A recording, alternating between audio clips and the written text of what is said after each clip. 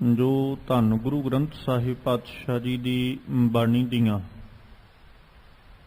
ਲੜੀਵਾਰ ਵਿਚਾਰਾਂ ਰੋਜ਼ਾਨਾ ਆਪ ਸੰਗਤਾਂ ਗੁਰੂ ਦਰਬਾਰ ਅੰਦਰ ਜੁੜ ਕਰਕੇ ਤੇ ਆਪਣੇ ਆਪਣੇ ਘਰਾਂ ਦੇ ਵਿੱਚ ਟੈਲੀਵਿਜ਼ਨ ਔਰ ਮੀਡੀਆ ਦੇ ਮਾਧਿਅਮ ਰਾਹੀਂ ਇਸ ਅਸਥਾਨ ਤੋਂ ਸਰਵਣ ਕਰਦੀਆਂ ਹੋ। ਉਹਨਾਂ ਚੱਲ ਰਹੀਆਂ ਲੜੀਵਾਰ ਗੁਰਬਾਣੀ ਵਿਚਾਰਾਂ ਦੇ ਨਾਲ ਸਾਂਝ ਪਾਈਏ। ਵਿਚਾਰਾਂ ਦੀ ਆਰੰਭਤਾ ਤੋਂ ਪਹਿਲਾਂ ਧੰਨ ਗੁਰੂ ਗ੍ਰੰਥ ਸਾਹਿਬ ਜੀ ਕਿਰਪਾ ਕਰਨ, ਆਪਣਾ ਬਖਸ਼ਿਸ਼ ਭਰਿਆ ਮਿਹਰ ਭਰਿਆ ਹੱਥ ਸਿਰ ਤੇ ਰੱਖਣ। ਸਤਿਗੁਰੂ ਜੀ ਆਪ ਰਸਨਾ ਉੱਤੇ ਵਰਤ ਕੇ ਆਪਣੀ ਬਾਣੀ, ਆਪਣੇ ਸ਼ਬਦ ਦੀ ਵਿਚਾਰ ਆਪ ਕਰਵਾ ਲੈਣ ਔਰ ਆਪ ਸਰਬੱਤ ਸੰਗਤ ਬਖਸ਼ੋ ਅਸੀਸ। ਕੋਈ ਰਸਨਾ ਵਾਂਝੀ ਨਾ ਰਹੇ। ਦੋਵੇਂ ਹੱਥ ਜੋੜ ਆਪਣੀਆਂ ਮਨ ਬਿਰਤੀਆਂ ਇਕਾਗਰ ਕਰਦਿਆਂ ਲਵਾਓ ਗੁਰੂ ਚਰਨਾਂ ਵਿੱਚ ਹਾਜ਼ਰੀ। ਅਦਬ ਸਹਿਤ ਸਰਬੱਤ ਸੰਗਤ ਮਿਲ ਕਰਕੇ ਉਚਾਰਨ ਕਰੋ ਜੀ ਸਤਨਾਮ ਸ੍ਰੀ ਵਾਹਿਗੁਰੂ ਸਾਹਿਬ ਜੀ। ਇੱਕ ਵਾਰ ਫਿਰ ਰਸਨਾਵਾਂ ਕਰੋ ਪਵਿੱਤਰ ਔਰ ਮਿਲ ਕੇ ਆਖੋ ਜੀ ਸਤਨਾਮ ਸ੍ਰੀ ਵਾਹਿਗੁਰੂ ਸਾਹਿਬ ਜੀ। ਵਾਹਿਗੁਰੂ ਸਾਹਿਬ ਜੀ। ਸਵਈਏ ਸ੍ਰੀ ਮੁਖ ਬਾਕਿਆ ਮਹੱਲਾ ਪੰਜਵਾ। ਇਕ ਓੰਕਾਰ ਸਤ ਗੁਰ ਪ੍ਰਸਾਦ।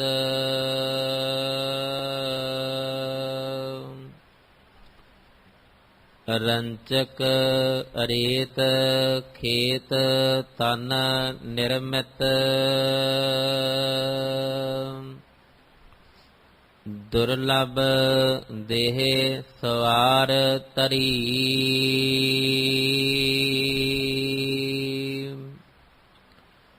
ਖਾਨ ਪਾਨ ਸੋਧੇ ਸੁਖ ਪੁੰਚਤ। ਸੰਕਟ ਕਾਟ ਬਿਪਤ ਹਰੀ।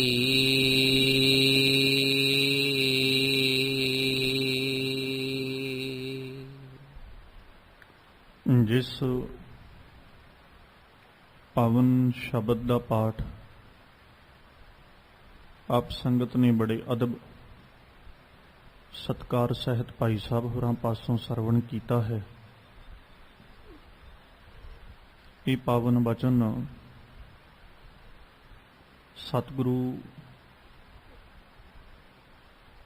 ਧੰਨ ਗੁਰੂ ਅਰਜਨ ਦੇਵ ਸਾਹਿਬ ਜੀ ਦੀ ਰਸਨਾ ਤੋਂ ਉਚਾਰਨ ਕੀਤਾ ਹੋਇਆ ਸਵਈਏ ਰੂਪ ਦੇ ਅੰਦਰ ਸਵਈਏ ਸ਼੍ਰੀ ਮੁਖ ਵਾਕਿਆ ਮਹੱਲਾ ਪੰਜਵਾਂ ਦੇ ਸਿਰਲੇਖ ਹੇਠ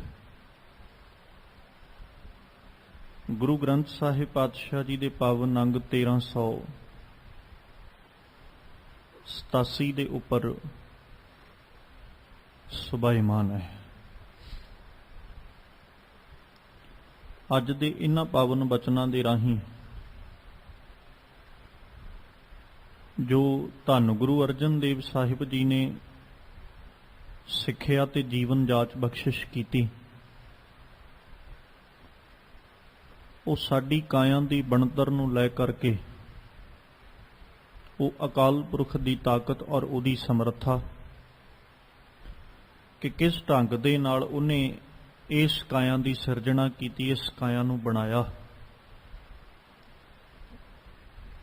ਤੇ ਇਹ ਅਮੋਲਕ ਕਾਇਆ ਲੈ ਕਰਕੇ ਜੀਵ ਕਿਵੇਂ ਖੁੰਝਿਆ ਫਿਰਦਾ, ਭੁੱਲਿਆ ਫਿਰਦਾ ਆਪਣੇ ਜੀਵਨ ਦੇ ਮਾਰਗ ਤੋਂ, ਜ਼ਿੰਦਗੀ ਦੇ ਮਨੋਰਥ ਤੋਂ। ਅੱਜ ਇਹੋ ਸਿੱਖਿਆ ਜਿਹੜੀ ਗੁਰੂ ਅਰਜਨ ਦੇਵ ਸਾਹਿਬ ਜੀ ਨੇ ਸਾਨੂੰ ਬਖਸ਼ਿਸ਼ ਕੀਤੀ ਵੀ ਭਾਈ ਆਪਣੀ ਅਸਲੇ ਦੇ ਵੱਲ ਝਾਤ ਮਾਰ, ਤੇਰਾ ਅਸਲਾ ਹੈ ਕੀ, ਤੇਰੀ ਅਸਲੀਅਤ ਕੀ ਹੈ, ਔਰ ਆਪਣੇ ਅਸਲੇ ਨੂੰ ਵੇਖਦਿਆਂ ਹੋਇਆਂ ਨਾਲ ਆਪਣੇ ਜੀਵਨ ਮਨੋਰਥ ਨੂੰ ਚੇਤੇ ਕਰ ਵੀ ਤੇਰਾ ਜੀਵਨ ਤੈਨੂੰ ਕਿਸ ਕਾਰਨ ਕਰਕੇ, ਕਿਸ ਰੀਜ਼ਨ ਕਰਕੇ ਤੈਨੂੰ ਇਹ ਜਨਮ ਜਿਹੜਾ ਉਹ ਦਿੱਤਾ ਗਿਆ। ਜਦੋਂ ਸਤਿਗੁਰਾਂ ਦੀ ਬਾਣੀ ਨੂੰ ਪੜ੍ਹਦੇ ਹਾਂ ਤੇ ਬਾਣੀ ਦੇ ਅੰਦਰ ਮਾਲਕ ਪਾਤਸ਼ਾਹ ਜੀ ਜ਼ਿਕਰ ਕਰਦੇ ਆਖਦੇ ਗੁਰ ਸੇਵਾ ਤੇ ਭਗਤ ਕਮਾਈ, ਤਬ ਇਹ ਮਾਨਸ ਦੇਹੀ ਪਾਈ, ਇਸ ਦੇਹੀ ਕੋ ਸਿਮਰਨ ਦੇਵ, ਸੋ ਦੇਹੀ ਭਜ ਹਰ ਕੀ ਸੇਵ, ਭਜੋ ਗੋਬਿੰਦ ਭੂਲ ਮਤ ਜਾਹੋ, ਮਾਨਸ ਜਨਮ ਕਾ ਇਹੀ ਲਾਹੋ। ਇਹ ਕਾਰਨ ਸੀ ਸਾਡੀ ਦੇਹੀ ਸਾਨੂੰ ਮਿਲਣ ਦਾ, ਜਿਹਨੂੰ ਗੁਰੂ ਨਾਨਕ ਸਾਹਿਬ ਜੀ ਨੇ ਚੇਤੇ ਕਰਵਾਉਂਦੇ ਆਖਿਆ ਸੀ, ਜਿਸ ਜਲ ਨਿਤ ਕਾਰਨ ਤੁਮ ਜਗ ਆਏ, ਸੋ ਅੰਮ੍ਰਿਤ ਗੁਰ ਪਾਹੀ ਜੀਓ, ਛੋਡੋ ਵੇਸ ਭੇਖ ਚਤੁਰਾਈ, ਡੁੱਬਦਾ ਇਹ ਫਲ ਨਾਹੀ ਜੀਓ। ਵੀ ਤੂੰ ਆਪਣੇ ਜੀਵਨ ਦੇ ਅੰਦਰ ਜਿਸ ਮਨੋਰਥ ਵਾਸਤੇ ਚੱਲ ਕੇ ਆਇਆ, ਉਸ ਮਨੋਰਥ ਨੂੰ ਹਾਸਲ ਕਰਨ ਦੀ ਕੋਸ਼ਿਸ਼ ਕਰ, ਉਸ ਮਨੋਰਥ, ਉਸ ਮੰਜ਼ਿਲ ਨੂੰ ਪ੍ਰਾਪਤ ਕਰਨ ਦਾ ਯਤਨ ਕਰ। ਤੇ ਮਾਲਕ ਜੀ ਨੇ ਜਦੋਂ ਆਰੰਭਤਾ ਕੀਤੀ ਅੱਜ ਦੇ ਇਹਨਾਂ ਪਾਵਨ ਬਚਨਾਂ ਦੀ, ਇਹਦੇ ਵਿੱਚ ਸਤਿਗੁਰੂ ਜੀ ਨੇ ਜ਼ਿਕਰ ਕੀਤਾ, ਕਹਿੰਦੇ ਮਨੁੱਖਾ ਤੈਨੂੰ ਆਪਣਾ ਚੰਮ, ਤੈਨੂੰ ਆਪਣੀ ਦੇਹੀ ਵੇਖ ਕੇ ਬੜਾ ਮਾਣ ਜਿਹਾ ਮਹਿਸੂਸ ਹੁੰਦਾ ਵੀ ਮੇਰੀ ਸੁੰਦਰਤਾ ਰੱਬ ਨੇ ਮੈਨੂੰ ਬਹੁਤ ਦਿੱਤੀ ਹੈ। ਤੇ ਸਤਿਗੁਰੂ ਜੀ ਕਹਿੰਦੇ ਕਦੇ ਇਸ ਸੁੰਦਰਤਾ ਦਾ ਮੂਲ, ਕਦੇ ਇਸ ਸੁੰਦਰਤਾ ਦਾ ਮੁੱਢ ਵੇਖਿਆ ਵੀ ਕਿੱਥੋਂ ਵੱਜਿਆ ਸੀ। ਜਦੋਂ ਇਹ ਸੁੰਦਰਤਾ ਦੇ ਮੁੱਢ ਵੱਜਣ ਦੀ ਬਾਤ ਆਈ, ਇਸ ਸੁੰਦਰਤਾ ਦੇ ਮੂਲ ਦੀ ਬਾਤ ਆਈ, ਤੇ ਇਹਦਾ ਮੂਲ ਸ਼ੁਰੂਆਤ ਕਿੱਥੋਂ ਹੋਈ, ਮੁੱਢ ਕਿੱਥੋਂ ਵੱਜਿਆ, ਕਦੇ ਇਸ ਗੱਲ ਨੂੰ ਸੋਚਿਆ, ਕਦੇ ਵਿਚਾਰਿਆ। ਤੇ ਸਤਿਗੁਰੂ ਜੀ ਨੇ ਫਿਰ ਬਕਾਇਦਾ ਜ਼ਿਕਰ ਕਰਦੇ ਆਖਿਆ ਸੀ, ਕਹਿੰਦੇ ਮੁੱਢ ਤੇ ਇਹੀ ਹੈ ਨਾ, ਜਲ ਕੀ ਭੀਤ ਪਵਨ ਕਾ ਥੰਬਾ, ਰਕਤ ਬੂੰਦ ਕਾ ਗਾਰਾ। ਮੁੱਢ ਇੱਥੋਂ ਹੀ ਵੱਜਿਆ ਨਾ, ਜਲ ਕੀ ਭੀਤ ਪਵਨ ਕਾ ਥੰਬਾ। ਤੇ ਫਿਰ ਰਕਤ ਤੇ ਬੂੰਦ ਦਾ ਗਾਰਾ ਲਾਇਆ ਗਿਆ, ਹੜ ਮਾਸ ਨਾਰੀ ਕੋ ਪਿੰਜਰ ਪੰਖੀ ਬਸੈ ਵਿਚਾਰਾ। ਜਦੋਂ ਆਪਾਂ ਆਪਣੇ ਮੁੱਢ ਦੀ, ਆਪਣੇ ਅਸਲੇ ਦੀ ਬਾਤ ਕਰਾਂਗੇ, ਤੇ ਸਤਿਗੁਰੂ ਜੀ ਬਾਣੀ 'ਚ ਆਖਦੇ, ਮਾਂ ਕੀ ਰਕਤ ਪਿਤਾ ਬਿੰਦ ਧਾਰਾ, ਮੂਰਤ ਸੂਰਤ ਕਰ ਆਪਾਰਾ। ਅਸਲਾ ਸਾਡਾ ਇਹੀ ਹੈ, ਪਾਣੀ ਦੀਆਂ ਬੂੰਦਾਂ ਤੇ ਰਕਤ ਦੀਆਂ ਬੂੰਦਾਂ, ਲਹੂ ਦੀਆਂ ਬੂੰਦਾਂ, ਇਹ ਤੋਂ ਸੁਮੇਲ ਹੋ ਕੇ ਮੂਰਤ ਸੂਰਤ ਕਰ ਆਪਾਰਾ। ਉਸ ਮਾਲਕ ਨੇ ਇਹ ਮੂਰਤ ਜਿਹੜੀ ਇਹਨੂੰ ਘੜਿਆ ਹੈ, ਇਹਨੂੰ ਬਣਾਇਆ। ਤੇ ਉਹ ਅਕਾਲ ਪੁਰਖ ਬੜਾ ਦਇਆਲੂ ਹੈ, ਅਕਾਲ ਪੁਰਖ ਬੜਾ ਕਿਰਪਾਲੂ ਹੈ, ਤੇ ਬੜਾ ਆਪਾਂ ਕਹਿ ਸਕਦੇ ਹਾਂ ਵੀ ਸਰਬ ਸ਼ਕਤੀਮਾਨ ਹੈ, ਸਮਰੱਥ ਹਰ ਪੱਖ ਤੋਂ, ਹਰ ਤਰੀਕੇ ਦੇ ਨਾਲ ਉਹ ਸਰਬ ਕਲਾ ਸਮਰੱਥ ਹੈ, ਕਿ ਉਹਦੇ ਵਰਗੀ ਬਣਤਰ ਜਾਂ ਉਹਦੇ ਵਰਗਾ ਜਿਹੜਾ ਸਵਰੂਪ ਹੈ, ਜਾਂ ਉਹਦੇ ਵਰਗੀ ਜਿਹੜੀ ਬਣਾਵਟ ਹੈ, ਉਹ ਕੋਈ ਹੋਰ ਨਹੀਂ ਬਣਾ ਸਕਦਾ। ਇਨਸਾਨ ਆਪਣੀ ਕਿਸੇ ਵੀ ਤਰੀਕੇ ਦੀ ਜੇ ਤਸਵੀਰ ਵੀ ਬਣਾਉਂਦਾ ਤੇ ਉਹ ਕਿਸੇ ਨਾ ਕਿਸੇ ਮੈਟੀਰੀਅਲ ਦੀ ਬਣਾਉਂਦਾ, ਕਿਸੇ ਨਾ ਕਿਸੇ ਧਾਤ ਦੀ ਬਣਾਉਂਦਾ ਹੈ। ਜਦੋਂ ਤਸਵੀਰ ਦੀ ਬਾਤ ਆਈ, ਉਦੋਂ ਵੀ ਇਹਨੇ ਕਿਸੇ ਨਾ ਕਿਸੇ ਮਟੀਰੀਅਲ ਦੀ, ਜੇ ਮੂਰਤੀ ਦੀ ਬਾਤ ਆਈ, ਉਦੋਂ ਵੀ ਕਿਸੇ ਨਾ ਕਿਸੇ ਮਟੀਰੀਅਲ ਦੀ ਵਰਤੋਂ ਕੀਤੀ। ਪਰ ਜੇ ਇਨਸਾਨ ਨੂੰ ਕਹੀਏ ਵੀ ਤੂੰ ਆਪਣੀ ਤਸਵੀਰ ਬਣਾ, ਆਪਣੀ ਮੂਰਤ ਬਣਾ, ਤੇ ਉਹ ਬਣਾਉਣੀ ਪਾਣੀ ਤੋਂ ਹੈ, ਪਾਣੀ ਤੋਂ ਕਿਵੇਂ ਇਨਸਾਨ ਤਿਆਰ ਕਰੇਗਾ? ਸਤਿਗੁਰੂ ਜੀ ਨੇ ਸਗੋਂ ਪਾਣੀ ਦੀ ਜਦੋਂ ਉਦਾਹਰਣ ਦਿੱਤੀ ਸੀ, ਤੇ ਮਾਲਕ ਜੀ ਨੇ ਪਾਣੀ ਦੀ ਉਦਾਹਰਣ ਦਿੰਦਿਆਂ ਹੋਇਆਂ ਨਾਲ ਇਹ ਜ਼ਿਕਰ ਕੀਤਾ ਸੀ, ਕਹਿੰਦੇ ਭਾਈ ਜ਼ਿੰਦਗੀ ਦੇ ਅੰਦਰ ਖਿਆਲ ਕਰੀ, ਜੇ ਕਿਸੇ ਨਿਆਣੇ ਨਾਲ, ਜੇ ਕਿਸੇ ਮੂਰਖ ਦੇ ਨਾਲ ਤੂੰ ਮਿੱਤਰਤਾ ਪਾ ਰਿਹਾ ਹੈ, ਤੇ ਇੰਨਾ ਕੁ ਖਿਆਲ ਰੱਖੀ ਕਿ ਉਸ ਨਾਲ ਪਾਈ ਹੋਈ ਮਿੱਤਰਤਾ ਇਦਾਂ ਦੀ ਹੈ ਜਿਵੇਂ ਪਾਣੀ ਵਿੱਚ ਲੀਕ ਖਿੱਚੀ ਜਾਏ।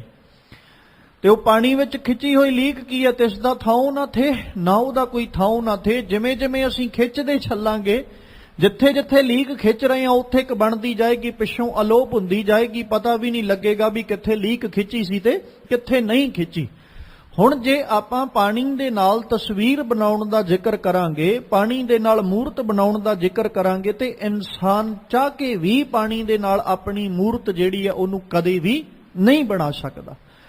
ਸਤਿਗੁਰੂ ਪਾਤਸ਼ਾਹ ਜੀ ਨੇ ਜ਼ਿਕਰ ਕੀਤਾ, ਕਹਿੰਦੇ ਰੱਬ ਵੱਲ ਵੇਖ, ਅਕਾਲ ਪੁਰਖ ਪਰਮੇਸ਼ਵਰ ਦੀ ਜਿਹੜੀ ਕਲਾ ਹੈ, ਉਸ ਕਲਾ ਵੱਲ ਝਾਤ ਮਾਰ ਕੇ ਵੇਖ, ਉਹਨੇ ਕਿੱਡੀ ਅਪਾਰ ਰਹਿਮਤ ਤੇਰੇ ਉੱਤੇ ਵਰਤਾਈ ਕਿ ਉਹਨੇ ਮਾਂ ਕੀ ਰਕਤ, ਮਾਤਾ ਦੀਆਂ ਲਹੂ ਦੀਆਂ ਬੂੰਦਾਂ, ਪਿਤਾ ਬਿੰਦ ਧਾਰਾ, ਪਿਤਾ ਦੇ ਵੀਰਜ ਦੀਆਂ ਬੂੰਦਾਂ ਨੂੰ ਇਕੱਤਰ ਕਰਕੇ ਉਹਨੇ ਤੇਰੀ ਮੂਰਤ ਸੂਰਤ ਕਰ ਆਪਾਰਾ। ਉਹਨੇ ਤੇਰੀ ਏਡੀ ਸੁੰਦਰ ਜਿਹੜੀ ਕਾਇਆ, ਇਹਦੀ ਬਣਤਰ ਬਣਾਈ। ਅੱਜ ਦਾ ਜਿਹੜਾ ਜ਼ਿਕਰ ਕੀਤਾ ਮਾਲਕ ਪਾਤਸ਼ਾਹ ਜੀ ਨੇ, ਕਹਿੰਦੇ ਰੰਚਕ ਰੇਤ ਖੇਤ ਤਨ ਨਿਰਮਿਤ, ਦੁਰਲਭ ਦੇਹ ਸਵਾਰ ਧਰੀ।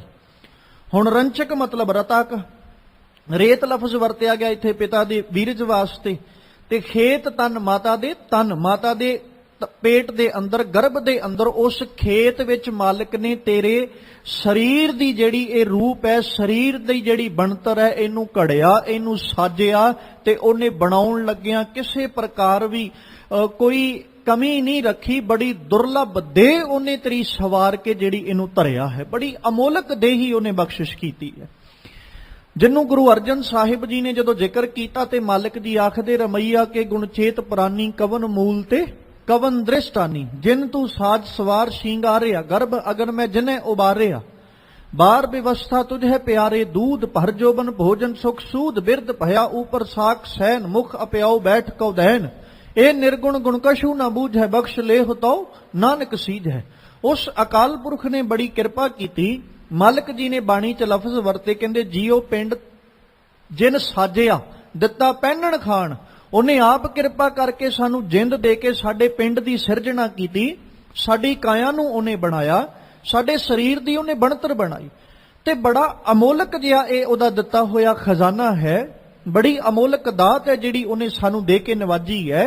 ਸਿਰਫ ਇਹ ਨਹੀਂ ਅਸੀਂ ਕਹਿ ਸਕਦੇ ਵੀ ਉਹਨੇ ਮਾਨਸ ਦੇਹੀ ਬਣਾ ਦਿੱਤੀ ਤੇ ਦੇਹੀ ਜਿਹੜੀ ਹੈ ਇਹ ਕੋਈ ਅਮੋਲਕ ਨਹੀਂ। ਦੇਹੀ ਨੂੰ ਜਦੋਂ ਆਖਿਆ ਨਾ ਬਾਣੀ ਦੇ ਅੰਦਰ, ਤੇ ਦੇਹੀ ਨੂੰ ਲੈ ਕਰਕੇ ਪਹਿਲੋਂ ਆਪ ਜੀ ਦੇ ਸਨਮੁਖ ਬਚਨ ਰੱਖੇ ਸਨ, ਇਸ ਦੇਹੀ ਕੋ ਸਿਮਰੈ ਦੇਵ, ਇਸ ਦੇਹੀ ਨੂੰ ਦੇਵਤੇ ਵੀ ਲੋਚ ਰਹੇ ਨੇ, ਇਸ ਦੇਹੀ ਨੂੰ ਦੇਵ ਪੁਰਸ਼ ਵੀ ਲੋਚ ਰਹੇ ਨੇ, ਕਿਉਂਕਿ ਇਹੋ ਇੱਕ ਦੇਹੀ ਹੈ ਜਿਸ ਦੇਹੀ ਦੇ ਅੰਦਰ ਆ ਕੇ ਅਸੀਂ ਗੋਬਿੰਦ ਨੂੰ ਭਜ ਸਕਦੇ ਹਾਂ, ਗੋਬਿੰਦ ਨੂੰ ਚੇਤੇ ਕਰ ਸਕਦੇ ਹਾਂ, ਅਕਾਲ ਪੁਰਖ ਦੀ ਆਰਾਧਨਾ ਕਰ ਸਕਦੇ ਹਾਂ। ਤੇ ਸਤਿਗੁਰੂ ਜੀ ਨੇ ਫਿਰ ਜਦੋਂ ਬਾਣੀ ਵਿੱਚ ਜ਼ਿਕਰ ਕੀਤਾ ਤੇ ਮਾਲਕ ਜੀ ਨੇ ਆਖਿਆ, ਕਹਿੰਦੇ ਭਾਈ ਹੁਣ ਆਪਣੀ ਦੇਹੀ ਵੱਲ ਝਾਤ ਮਾਰ ਕੇ ਵੇਖ, ਉਸ ਅਕਾਲ ਪੁਰਖ ਨੇ ਕਿੱਡੀ ਦੁਰਲਭ ਵਸਤੂ ਤੈਨੂੰ ਦਿੱਤੀ ਹੈ। ਜੀਓ ਪਿੰਡ ਜਿਨ ਸਾਜਿਆ ਰੱਖਿਆ ਬਣਤ ਬਣਾਏ, ਉਹਨੇ ਆਪ ਕਿਰਪਾ ਕਰਕੇ ਤੈਨੂੰ ਇਹ ਸਾਰਾ ਜੀਓ ਪਿੰਡ ਜਿਹੜਾ ਉਹ ਦਿੱਤਾ। ਤੇ ਹੁਣ ਅੱਖੀਂ ਵੇਖਣ, ਜੇਬਾ ਬੋਲਣ, ਕੰਨੀ ਸੁਰਤ ਸਮਾਏ, ਉਹਨੇ ਅਮੋਲਕ ਦਾਤਾਂ ਬਖਸ਼ਿਸ਼ ਕੀਤੀਆਂ। ਅੱਖਾਂ ਤੈਨੂੰ ਵੇਖਣ ਵਾਸਤੇ ਦਿੱਤੀਆਂ, ਕੰਨ ਤੈਨੂੰ ਸੁਣਨ ਵਾਸਤੇ ਦਿੱਤੇ, ਜੇਬਾ ਤੈਨੂੰ ਬੋਲਣ ਵਾਸਤੇ ਦਿੱਤੀ, ਸਾਰੀਆਂ ਅਮੋਲਕ ਵਸਤੂਆਂ ਨੇ। ਹੁਣ ਆਪਾਂ ਜੇ ਇਹਨਾਂ ਦੀ ਕੀਮਤ ਦੀ ਬਾਤ ਕਰਾਂਗੇ, ਇਸ ਦੀ ਅਮੋਲਕਤਾ ਦੀ ਬਾਤ ਕਰਾਂਗੇ, ਤੇ ਅਮੋਲਕਤਾ ਦੀ ਬਾਤ ਕਰਦਿਆਂ ਖਿਆਲ ਰੱਖਿਓ, ਸਾਡੇ ਕੋਲ ਰੱਬ ਦੀ ਦਿੱਤੀ ਹੋਈ ਜੇਬਾ ਹੈ, ਰੱਬ ਦੀ ਦਿੱਤੀ ਹੋਈ ਸਾਡੇ ਕੋਲ ਰਸਨਾ ਹੈ, ਸਾਡੇ ਕੋਲ ਜ਼ੁਬਾਨ ਹੈ। ਰੱਬ ਸਾਨੂੰ ਜ਼ੁਬਾਨ ਦੇ ਰਿਹਾ ਤੇ ਜ਼ੁਬਾਨ ਦਿੱਤੀ ਸਦਕਾ ਉਹਨੇ ਸਾਨੂੰ ਬੋਲਣ ਜੋਗੇ ਵੀ ਕੀਤਾ, ਉਹਨੇ ਬੋਲਣ ਦੇ ਸਮਰੱਥ ਵੀ ਬਣਾਇਆ। ਜੇ ਅਕਾਲ ਪੁਰਖ ਪਰਮੇਸ਼ਵਰ ਸਾਨੂੰ ਰਸਨਾ ਹੀ ਨਾ ਦਿੰਦਾ ਤੇ ਅਸੀਂ ਕਿਸ ਢੰਗ ਨਾਲ ਬੋਲਦੇ, ਤੇ ਸਾਡੀ ਜਿਹੜੀ ਮੁਖ ਤੋਂ ਨਿਕਲ ਰਹੀ ਆਵਾਜ਼ ਹੈ ਕਿਸ ਤਰੀਕੇ ਨਾਲ ਨਿਕਲਦੀ। ਮਾਲਕ ਨੇ ਬੜੀ ਅਮੋਲਕ ਦਾਤ ਦਿੱਤੀ ਹੈ। ਜਿਹਨੂੰ ਰੱਬ ਰਸਨਾ ਨਾ ਦੇਵੇ, ਦੁਨੀਆ ਸਾਰਾ ਜ਼ੋਰ ਲਾ ਲਵੇ, ਦੁਨੀਆ ਆਪਣੀ ਸਾਰੀ ਤਾਕਤ ਵਰਤ ਲਏ, ਉਸ ਬੰਦੇ ਨੂੰ ਬੋਲਣ ਨਹੀਂ ਜੇ ਲਾ ਸਕਦਾ। ਕੋਈ ਵੀ ਸੰਸਾਰ ਦਾ ਐਸਾ ਸਮਰੱਥ, ਐਸਾ ਕੋਈ ਵੀ ਤਾਕਤ ਵਾਲਾ ਜਿਹੜਾ ਸ਼ਖਸ ਹੈ ਜਾਂ ਜੀਵ ਹੈ ਨਹੀਂ ਬਣਿਆ ਕਿ ਜਿਸ ਨੂੰ ਰੱਬ ਆਵਾਜ਼ ਨਾ ਦੇਵੇ, ਰੱਬ ਜ਼ੁਬਾਨ ਨਾ ਦੇਵੇ ਤੇ ਉਹਨੂੰ ਬੋਲਣ ਕੋਈ ਲਾ ਸਕਦਾ ਹੋਵੇ। ਹੁਣ ਰੱਬ ਨੇ ਅੱਖਾਂ ਦਿੱਤੀਆਂ ਨੇ, ਅੱਖਾਂ ਬੜੀਆਂ ਅਮੋਲਕ ਦਾਤ ਹੈ ਰੱਬ ਦੀ ਦਿੱਤੀ ਹੋਈ। ਜਦੋਂ ਬਾਣੀ ਨੂੰ ਆਪਾਂ ਪੜ੍ਹਿਆ ਤੇ ਬਾਣੀ ਦੇ ਅੰਦਰ ਮਾਲਕ ਜੀ ਨੇ ਜ਼ਿਕਰ ਕੀਤਾ, ਇਹ ਨੇਤਰੋ ਮੇਰਿਓ ਹਰ ਤੁਮੈ ਜੋਤ ਧਰੀ, ਹਰ ਬਿਨੇ ਅਵਰ ਨਾ ਦੇਖੋ ਕੋਈ, ਹਰ ਬਿਨੇ ਅਵਰ ਨਾ ਦੇਖੋ ਕੋਈ, ਨਦਰੀ ਹਰ ਨਿਹਾਲਿਆ। ਰੱਬ ਨੇ ਬੜੀਆਂ ਅਮੋਲਕ ਇਹ ਦਾਤ ਹੈ ਅੱਖਾਂ ਜਿਹੜੀਆਂ ਸਾਨੂੰ ਦਿੱਤੀਆਂ, ਇਹਦੇ ਨਾਲ ਅਸੀਂ ਸਾਰੇ ਦੇ ਸਾਰੇ ਸੰਸਾਰ ਨੂੰ ਵੇਖਦੇ ਹਾਂ। ਅੱਖੀਓ ਤੱਕਣਾ ਬਾਣ ਤੁਹਾਡੀ, ਤੱਕਦੀਆਂ ਤੱਕਦੀਆਂ ਥੱਕੋ ਨਾ, ਭਾਈ ਵੀਰ ਸਿੰਘ। ਹੁਣ ਇਹ ਸਾਰਾ ਕੁਝ ਰੱਬ ਨੇ ਸਾਨੂੰ ਦਿੱਤਾ। ਜਦੋਂ ਆਪਾਂ ਕੱਲੇ ਕੱਲੇ ਸਰੀਰਕ ਅੰਗ ਦੀ ਬਾਤ ਕਰਾਂਗੇ, ਕੱਲੇ ਕੱਲੇ ਸਰੀਰਕ ਇੰਦਰੇ ਦੀ ਬਾਤ ਕਰਾਂਗੇ, ਤੇ ਇਹ ਸਰੀਰਕ ਇੰਦਰੇ ਜਿਹੜੇ ਰੱਬ ਨੇ ਦਿੱਤੇ, ਹਰ ਇੱਕ ਸਰੀਰਕ ਇੰਦਰਾ ਬੜਾ ਅਮੋਲਕ ਹੈ, ਬੜੀ ਅਮੋਲਕ ਦਾਤ ਹੈ ਰੱਬ ਦੀ ਦਿੱਤੀ ਹੋਈ। ਤੇ ਹਰ ਸਰੀਰਕ ਇੰਦਰੇ ਦਾ ਆਪਣਾ ਆਪਣਾ ਕਾਰਜ ਹੈ। ਉਹ ਹਰ ਇੰਦਰਾ ਜਿਹੜਾ ਆਪਣਾ ਕਾਰਜ ਬਾਖੂਬੀ ਕਰ ਰਿਹਾ ਹੈ, ਬਾਖੂਬੀ ਆਪਣੇ ਕਾਰਜ ਨੂੰ ਨਿਭਾ ਰਿਹਾ ਹੈ। ਅੱਖਾਂ ਦਾ ਕੰਮ ਵੇਖਣਾ, ਅੱਖਾਂ ਵੇਖ ਰਹੀਆਂ ਨੇ। ਕੰਨਾਂ ਦਾ ਕੰਮ ਹੈ ਸੁਣਨਾ, ਕੰਨ ਸੁਣ ਰਹੇ ਨੇ। ਜ਼ੁਬਾਨ ਦਾ ਕੰਮ ਹੈ ਬੋਲਣਾ, ਜ਼ੁਬਾਨ ਬੋਲ ਰਹੀ ਹੈ। ਹੱਥਾਂ ਦਾ ਕੰਮ ਹੈ ਕਰਨਾ, ਹੱਥ ਕਰ ਰਹੇ ਨੇ। ਪੈਰਾਂ ਦਾ ਕੰਮ ਹੈ ਚੱਲਣਾ ਤੇ ਪੈਰ ਚੱਲ ਰਹੇ ਨੇ। ਹਰ ਸਰੀਰਕ ਇੰਦਰਾ ਆਪਣਾ ਕਰਮ ਬਾਖੂਬੀ ਨਿਭਾ ਰਿਹਾ ਹੈ। ਉਸ ਮਾਲਕ ਨੇ ਬੜਾ ਅਮੋਲਕ ਇਹ ਖਜ਼ਾਨਾ ਸਾਨੂੰ ਦੇ ਕੇ ਨਿਵਾਜਿਆ। ਅੱਖਾਂ ਦਾ ਕੋਈ ਮੁੱਲ ਨਹੀਂ ਜੇ ਜੋ ਰੱਬ ਨੇ ਦਿੱਤੀਆਂ ਉਹਨਾਂ ਦਾ।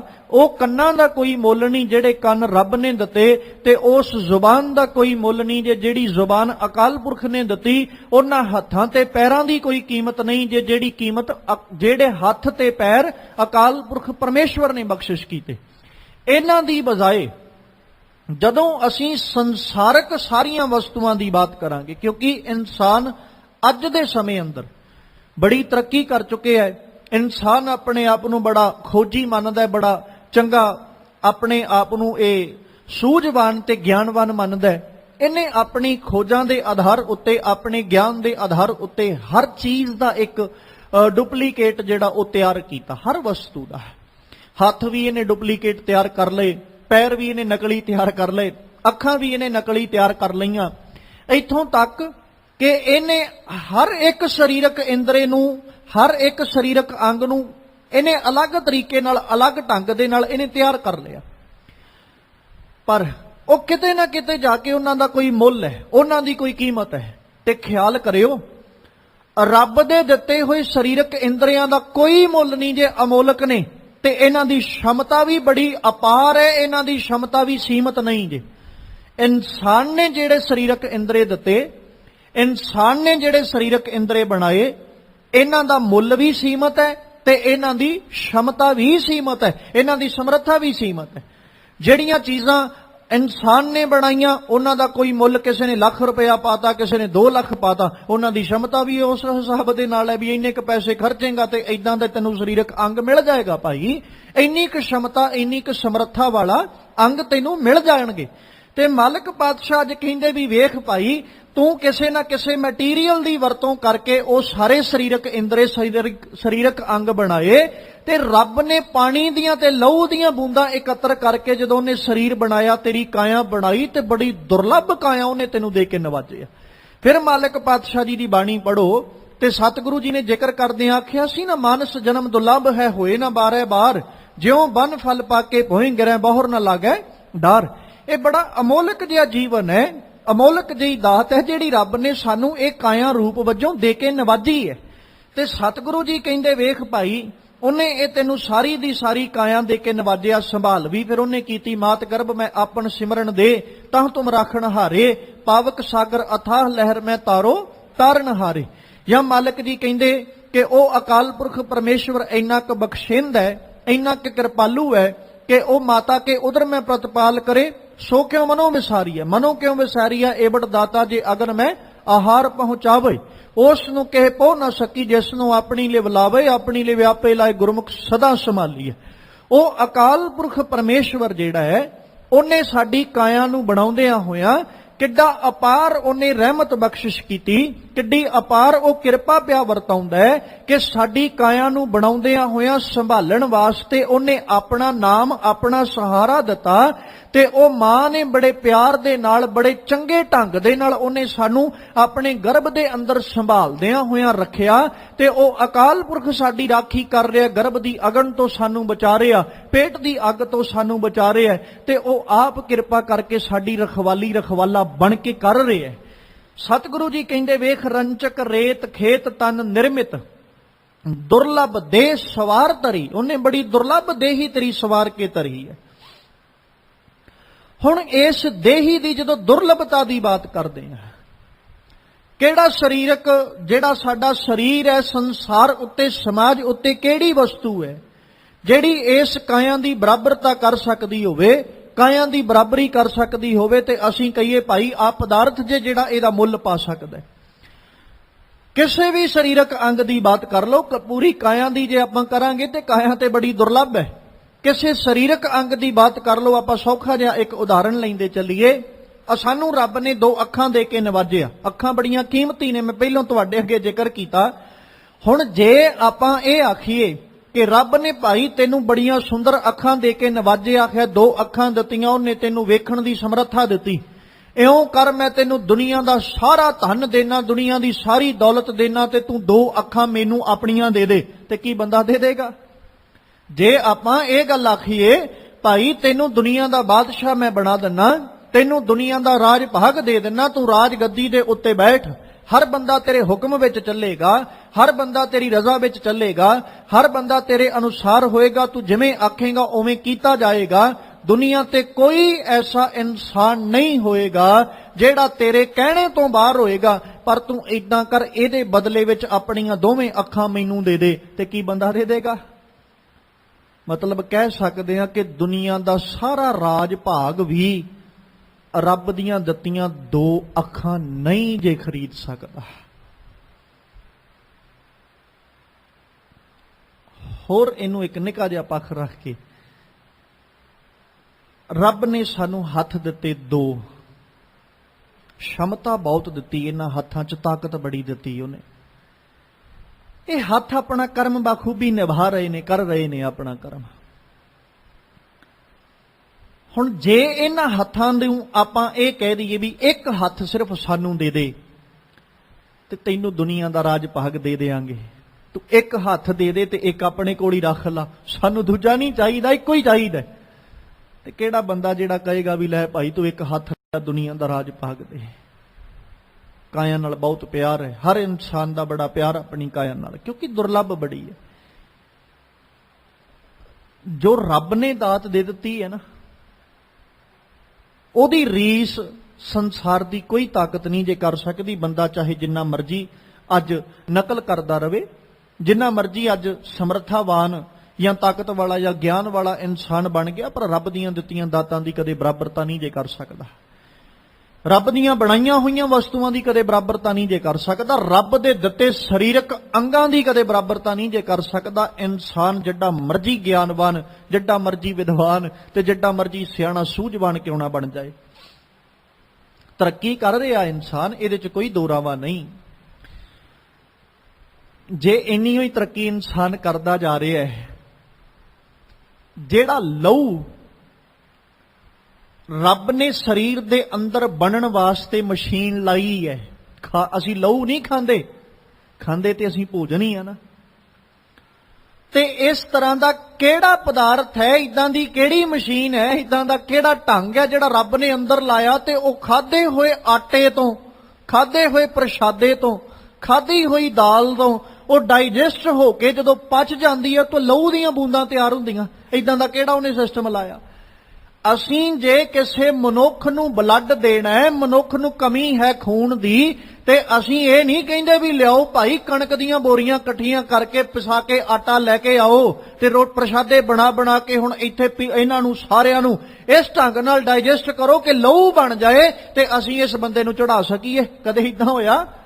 ਜਦੋਂ ਲਹੂ ਦੀਆਂ ਬੂੰਦਾਂ ਦੀ ਲੋੜ ਪਈ, ਲਹੂ ਦੀ ਜ਼ਰੂਰਤ ਪਈ ਤੇ ਲਹੂ ਵਾਸਤੇ ਕੀ ਕਰਨਾ ਪਿਆ? ਦੂਜੇ ਬੰਦੇ ਨੂੰ ਰਿਕੁਐਸਟ ਕਰਨੀ ਪਈ, ਸੱਜਣਾ ਕਿਤੇ ਆਪਣੀ ਬਾਡੀ ਦੇ ਵਿੱਚੋਂ, ਆਪਣੇ ਸਰੀਰ ਵਿੱਚੋਂ ਲਹੂ ਦੀ ਕਿਤੇ ਸਾਨੂੰ ਕੁਝ ਕੁ ਮਾਤਰਾ ਦੇ ਦੇ, ਅਸੀਂ ਇਸ ਇਨਸਾਨ ਨੂੰ ਦੇ ਸਕੀਏ, ਕਿਤੇ ਇਹਦੀ ਜਾਨ ਬਚ ਜਾਏ, ਤੇਰੀ ਕਾਇਆ ਅੰਦਰ ਤੇ ਹੋਰ ਲਹੂ ਬਣ ਜਾਣਾ ਹੈ।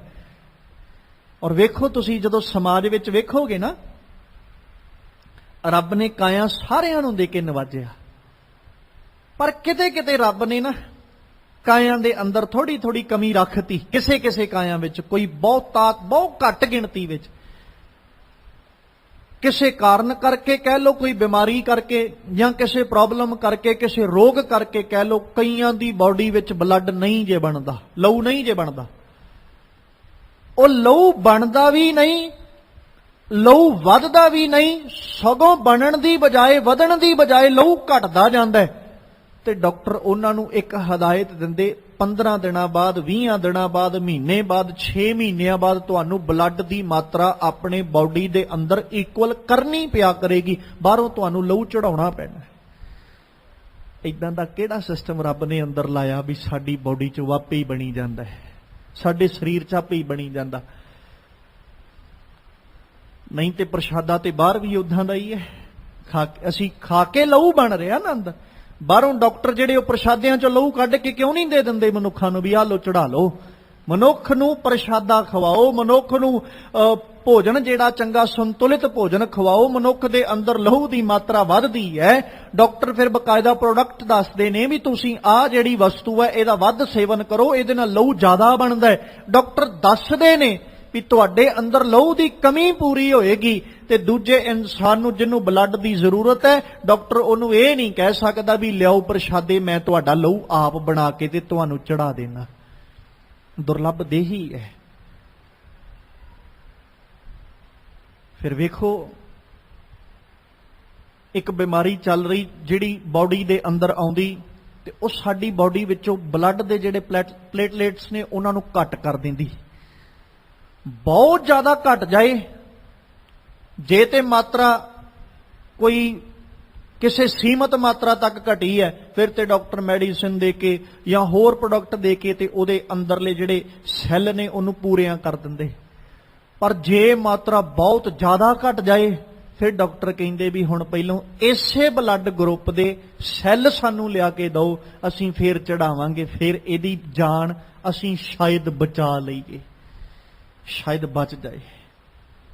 ਰੱਬ ਨੇ ਐਸੀ ਕਿਹੜੀ ਦਾਤ ਸਾਡੇ ਅੰਦਰ ਲਾਈ ਹੈ, ਕਿਹੜੀ ਵਸਤੂ, ਕਿਹੜਾ ਉਹਨੇ ਇਸ ਤਰ੍ਹਾਂ ਦਾ ਇਨਸਟਰੂਮੈਂਟ ਸਾਡੇ ਅੰਦਰ ਫਿੱਟ ਕੀਤਾ ਵੀ ਉਹ ਹਰ ਚੀਜ਼ ਨੂੰ ਸਾਡੇ ਅੰਦਰ ਪੈਰਲਲ ਰੱਖ ਰਿਹਾ, ਬਰਾਬਰ ਰੱਖ ਰਿਹਾ ਜਿੰਨਾ ਕੁ ਸਾਨੂੰ ਚਾਹੀਦਾ। ਔਰ ਖਿਆਲ ਕਰਿਓ, ਇੱਕ ਮੈਂ ਨਿੱਕੀ ਜੀ ਬੇਨਤੀ ਹੋਰ ਕਰਦਾ ਚੱਲਾਂ, ਜੇ ਸਾਡੇ ਤਨ ਅੰਦਰ ਕਿਸੇ ਪ੍ਰਕਾਰ ਦੀ ਕਮੀ ਆਉਂਦੀ ਹੈ, ਸਾਨੂੰ ਰੋਗ ਲੱਗਦਾ ਹੈ, ਤੇ ਖਿਆਲ ਕਰਿਓ ਉਹ ਰੱਬ ਦਾ ਲਾਇਆ ਨਹੀਂ ਜੇ ਸਾਡਾ ਆਪਣਾ ਸਹੇੜਿਆ ਲੱਗਦਾ, ਰੱਬ ਦਾ ਲਾਇਆ ਨਹੀਂ ਜੇ ਲੱਗਦਾ।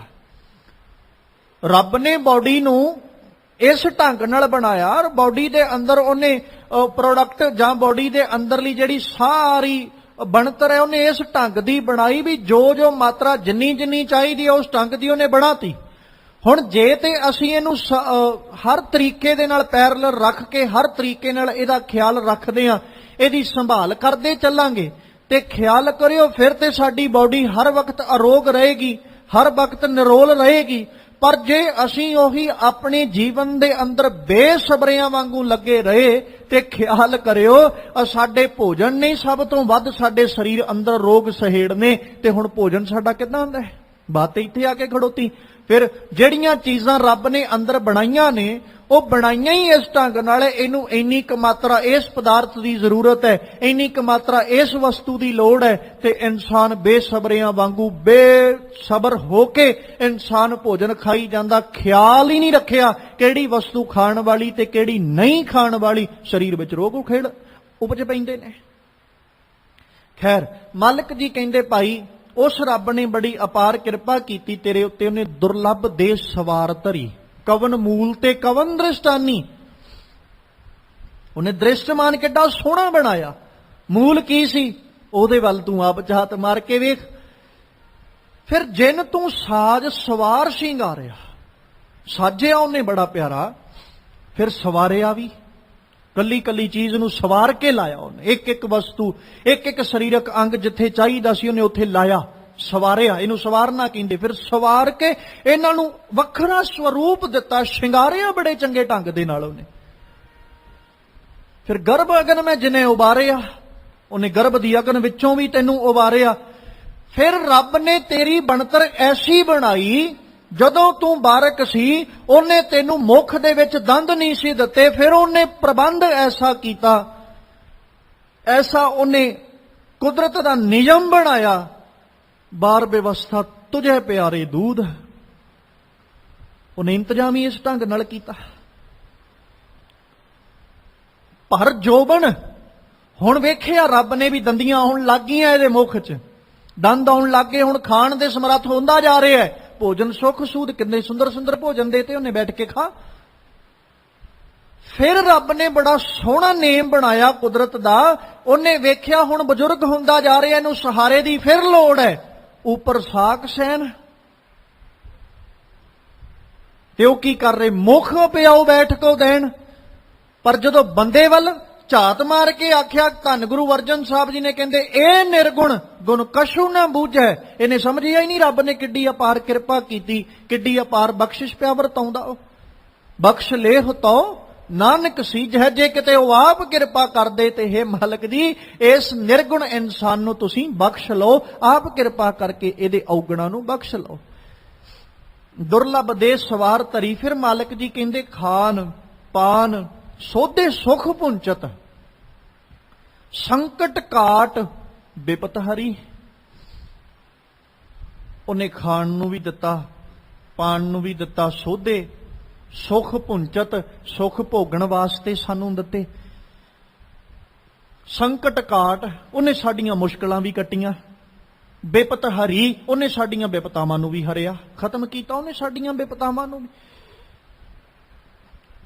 ਤੇ ਸਤਿਗੁਰੂ ਪਾਤਸ਼ਾਹ ਜੀ ਦੀ ਜਦੋਂ ਬਾਣੀ ਪੜ੍ਹਦੇ ਆ ਨਾ, ਤੇ ਮਾਲਕ ਜੀ ਨੇ ਬਾਣੀ ਦੇ ਅੰਦਰ ਬੜਾ ਪਿਆਰਾ ਜ਼ਿਕਰ ਕੀਤਾ। ਸਤਿਗੁਰੂ ਕਹਿੰਦੇ ਜਿਨ ਕਨ ਕੀਤੇ ਅੱਖੀ ਨਾਕ, ਜਿਨ ਜਿਹਬਾ ਦਿੱਤੀ ਬੋਲੇ ਤਾਤ ਜਿਨ ਮਨ ਰਾਖਿਆ, ਅਗਨੀ ਪਾਏ ਵਾਜੈ ਪਵਨ ਆਖੈ ਸਭ ਜਾਏ। ਤੂੰ ਝਾਤ ਤੇ ਮਾਰ ਕੇ ਵੇਖ ਆਪਣੀ ਕਾਇਆ ਵੱਲ। ਹੁਣ ਖਾਣ ਪੀਣ ਵਾਸਤੇ, ਪਹਿਨਣ ਵਾਸਤੇ ਉਹਨੇ ਬੜੇ ਸੁੰਦਰ ਸੁੰਦਰ ਪਦਾਰਥ ਸਾਨੂੰ ਦਿੱਤੇ। ਕਿੱਡੀਆਂ ਅਮੋਲਕ ਦਾਤਾਂ ਨੇ ਜਿਹੜੀਆਂ ਅਸੀਂ ਨਿਤਾ ਪ੍ਰਤੀ ਖਾਂਦੇ ਆ, ਬੜੀਆਂ ਅਮੋਲਕ ਨੇ। ਉਹ ਵੱਖਰੀ ਗੱਲ ਹੈ ਕਿ ਇਨਸਾਨ ਨੇ ਅੱਜ ਉਹਨਾਂ ਅਮੋਲਕ ਦਾਤਾਂ ਨੂੰ ਵੀ ਬੜੀਆਂ ਜ਼ਹਿਰੀਲੀਆਂ ਬਣਾ ਲਿਆ। ਰੱਬ ਨੇ ਨਹੀਂ ਸੀ ਜ਼ਹਿਰੀਲੀਆਂ ਬਣਾ ਕੇ ਦਿੱਤੀਆਂ। ਇਨਸਾਨ ਨੇ ਆਪ ਆਪਣੇ ਲਾਲਚ ਕਰਕੇ, ਲੋਭ ਵਸ ਹੋਏ ਨੇ, ਉਹਨਾਂ ਪਦਾਰਥਾਂ ਨੂੰ ਵੀ ਜ਼ਹਿਰੀਲੇ ਬਣਾ ਲਿਆ। ਇੱਕ ਲਾਲਚ ਹੀ ਹੈ ਨਾ ਕਿ ਮੈਨੂੰ ਇਨਕਮ ਵੱਧ ਹੋਵੇ, ਮੇਰੀ ਫਸਲ ਛੇਤੀ ਪੱਕ ਜਾਏ, ਮੇਰੀ ਫਸਲ ਦਾ ਝਾੜ ਜ਼ਿਆਦਾ ਹੋਵੇ, ਮੈਂ ਜਿੰਨਾ ਜ਼ਿਆਦਾ ਝਾੜ ਹੋਏਗਾ ਉਹਨਾਂ ਜ਼ਿਆਦਾ ਜਾ ਕੇ ਮੈਂ ਇਹਦਾ ਮੁੱਲ ਲਵਾਂਗਾ, ਉਹਨਾਂ ਮੁੱਲ ਲਵਾਂਗਾ ਜਿੰਨੀ ਮਾਤਰਾ ਜ਼ਿਆਦਾ ਹੋਏਗੀ, ਉਹ ਜਿੰਨੀ ਛੇਤੀ ਪੱਕੇਗਾ ਓਨੀ ਛੇਤੀ ਮੇਰੀ ਫਸਲ ਵਿਕ ਵੀ ਜਾਏਗੀ। ਇਨਸਾਨ ਦੇ ਲੋਭ ਨੇ ਦੂਜਿਆਂ ਨੂੰ ਰੋਗੀ ਬਣਾਤਾ।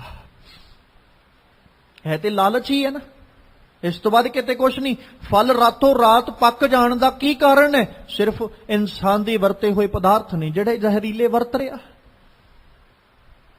ਇੱਕ ਫਲ ਉਹ ਹੈ ਜਿਹੜਾ ਨੈਚੁਰਲੀ ਤੌਰ ਉੱਤੇ ਪੱਕਦਾ, ਤੇ ਇੱਕ ਫਲ ਅੱਜ ਦੇ ਸਮੇਂ ਵਿੱਚ ਉਹ ਫਲਾਂ ਦੀ ਗਿਣਤੀ ਬਹੁਤ ਘੱਟ ਹੈ ਜਿਹੜੇ ਨੈਚੁਰਲੀ ਤੌਰ ਤੇ ਪੱਕ ਰਹੇ ਨੇ। ਨਹੀਂ ਕੱਚਿਆਂ ਨੂੰ ਤੋੜ ਕੇ ਮਸਾਲੇ ਲਾ ਲਾ, ਦਵਾਈਆਂ ਲਾ ਲਾ, ਪਕਾਈ ਜਾਂਦੇ, ਵੇਚੀ ਜਾਂਦੇ, ਸਿਰਫ ਆਪਣੇ ਲੋਭ ਕਰਕੇ।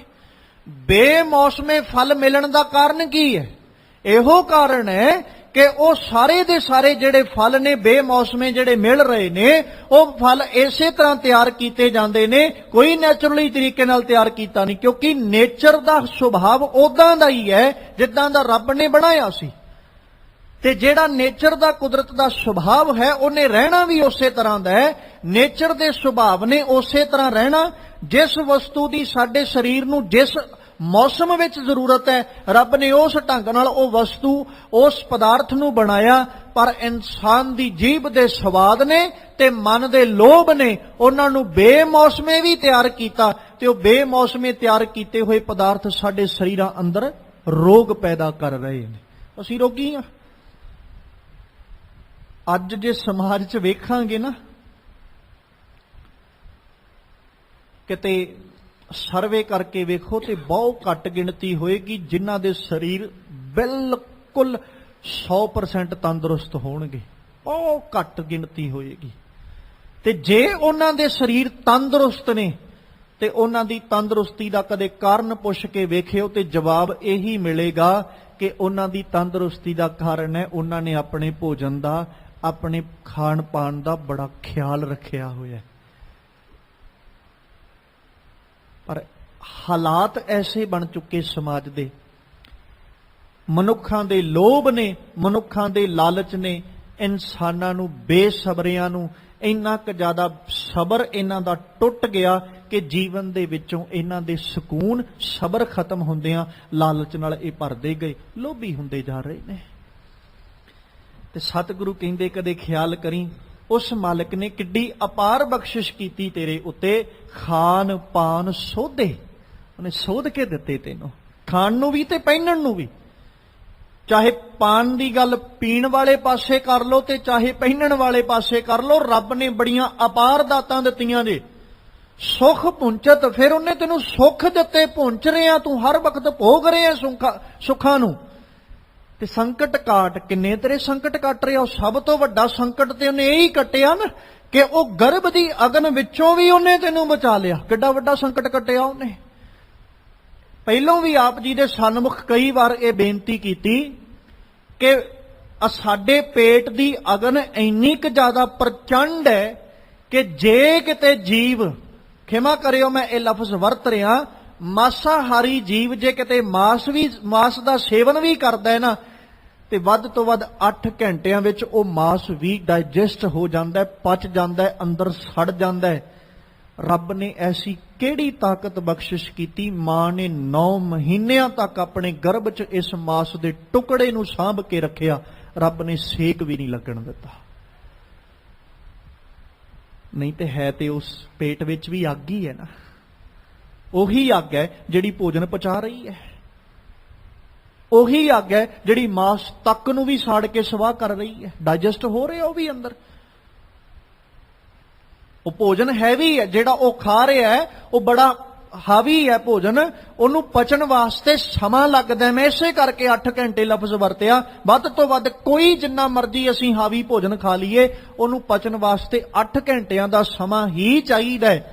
ਤੇ 8 ਘੰਟਿਆਂ 'ਚ ਪਚ ਗਿਆ ਉਹ ਭੋਜਨ ਵੀ। ਤੇ ਮਾਂ ਨੇ ਆਪਣੇ ਗਰਭ 'ਚ 9 ਮਹੀਨੇ ਆਪਣੇ ਬੱਚੇ ਨੂੰ ਰੱਖਿਆ। ਸਾਂਭ ਕੌਣ ਰਿਹਾ? ਉਸ ਅੱਗ ਤੋਂ ਬਚਾ ਕੌਣ ਰਿਹਾ? ਸੰਕਟ ਕਾਟ। ਆ ਜੇ ਸੰਕਟ ਜਿਹੜਾ ਉਹਨੇ ਕੱਟਿਆ, ਬਿਪਤ ਹਰੀ, ਤੇ ਬਿਪਤਾ ਨੂੰ ਉਹਨੇ ਹਰਿਆ। ਫਿਰ ਉਹਨੇ ਬਿਪਤਾ ਨੂੰ ਹਰ ਕੇ, ਖੋ ਕੇ ਸਾਡੀ ਬਿਪਤਾ ਨੂੰ, ਸਾਡੇ ਤੋਂ ਬਿਪਤਾ ਜਿਹੜੀ ਸਾਡੀ ਲੈ ਲਈ ਉਹਨੇ, ਸਾਡੀ ਬਿਪਤਾ ਨੂੰ ਕੱਟਿਆ, ਸਾਡੀ ਮੁਸ਼ਕਲ ਨੂੰ ਕੱਟ ਕੇ ਉਹਨੇ ਸਾਨੂੰ ਸੁੱਖ ਬਖਸ਼ਿਸ਼ ਕੀਤੇ। ਬਦਲੇ ਵਿੱਚ ਬੜਾ ਸੁੰਦਰ ਜੀਵਨ ਦਿੱਤਾ ਉਹਨੇ ਸਾਨੂੰ, ਬੜੇ ਸੋਹਣੇ ਜੀਵਨ ਦੀ ਦਾਤ ਬਖਸ਼ਿਸ਼ ਕੀਤੀ, ਬੜੇ ਸੁੰਦਰ ਜ਼ਿੰਦਗੀ ਉਹਨੇ ਸਾਨੂੰ ਦੇ ਕੇ ਨਵਾਜਿਆ। ਇਹ ਬਿਪਤਾ ਹਰ ਰਿਹਾ ਉਹ। ਤੇ ਕੀ ਅਸੀਂ ਉਸ ਅਕਾਲ ਪੁਰਖ ਦਾ ਦੇਣ ਕਿਸੇ ਪਾਸੇ ਦੇ ਸਕਦੇ ਹਾਂ?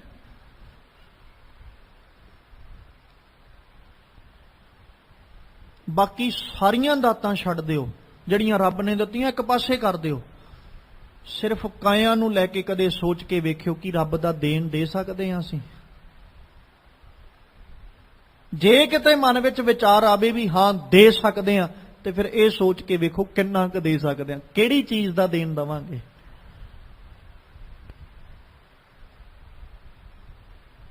ਕਾਇਆ ਦਿੱਤੀ, ਕਾਇਆ ਵਿੱਚ ਜਿੰਦ ਦਿੱਤੀ, ਫਿਰ ਉਹ ਜਿੰਦ ਕੰਮ ਕਰ ਰਹੀ ਹੈ, ਕੱਲਾ ਕੱਲਾ ਸਰੀਰਕ ਅੰਗ ਆਪਣਾ ਆਪਣਾ ਕਰਮ ਕਰ ਰਿਹਾ ਹੈ। ਤੇ ਉਹ ਤੋਂ ਬਾਅਦ ਚ ਫਿਰ ਇਸ ਕਾਇਆ ਨੂੰ ਸਾਂਭਣ ਵਾਸਤੇ ਉਹਨੇ ਬੜੀਆਂ ਚੀਜ਼ਾਂ ਦੇ ਕੇ ਨਿਵਾਜਿਆ। ਕਿਹੜਾ ਦੇਣ ਹੈ ਅਕਾਲ ਪੁਰਖ ਦਾ ਜਿਹੜਾ ਅਸੀਂ ਦੇਵਾਂਗੇ? ਤੇ ਮਾਲਕ ਜੀ ਕਹਿੰਦੇ, ਵੇਖ ਭਾਈ, ਉਹਨੇ ਬੜੀ ਦੁਰਲੱਭ ਦੇਹੀ ਸਵਾਰ ਕੇ ਤੈਨੂੰ ਭੇਜਿਆ, ਫਿਰ ਉਹਨੇ ਖਾਣ ਪਾਣ ਤੇਰਾ ਸੋਧਿਆ, ਫਿਰ ਤੈਨੂੰ ਸੁੱਖ ਵੀ ਬਖਸ਼ਿਸ਼ ਕੀਤੇ ਉਹਨੇ ਤੇਰਾ ਸੰਕਟ ਵੀ ਕੱਟਿਆ, ਤੇ ਉਹਨੇ ਹਰ ਤਰ੍ਹਾਂ ਦੀ ਤੇਰੀ ਮੁਸ਼ਕਲ ਵੀ ਜਿਹੜੀ ਉਹਨੂੰ ਦੂਰ ਕੀਤਾ। ਮਾਤ ਪਿਤਾ ਭਾਈ ਅਰ ਬੰਧਪ, ਬੁਝਣ ਕੀ ਸਭ ਸੂਝ ਪਰੀ। ਬਰਧ ਮਾਨ ਹੋਵਤ ਦਿਨ ਪ੍ਰਤ ਨਿਤ, ਆਵਤ ਨਿਕਟ ਬਿਖਮ ਜਰੀ।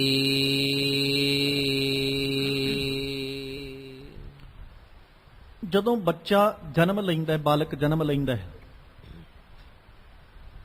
ਕੋਈ ਸੋਝੀ ਨਹੀਂ ਕੌਣ ਮਾਂ ਤੇ ਕੌਣ ਪਿਤਾ।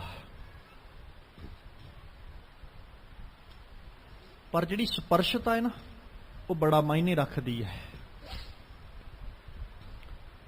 ਬੱਚਾ ਉੱਚੀ ਉੱਚੀ ਕਰਲਾਉਂਦਾ ਜਦੋਂ ਕਿਤੇ ਕੋਈ ਹੋਰ ਆਪਣੀ ਗੋਦ 'ਚ ਚੁੱਕ ਲਏ, ਹੋਵੇ ਭਾਵੇਂ ਪਰਿਵਾਰਕ ਮੈਂਬਰ। ਮਾਂ ਤੇ ਪਿਤਾ ਤੋਂ ਬਿਨਾਂ ਜੇ ਕੋਈ ਹੋਰ ਗੋਦ 'ਚ ਚੁੱਕ ਲਏ ਤੇ ਉਹ ਬੜਾ ਕੁਰਲਾਉਂਦਾ।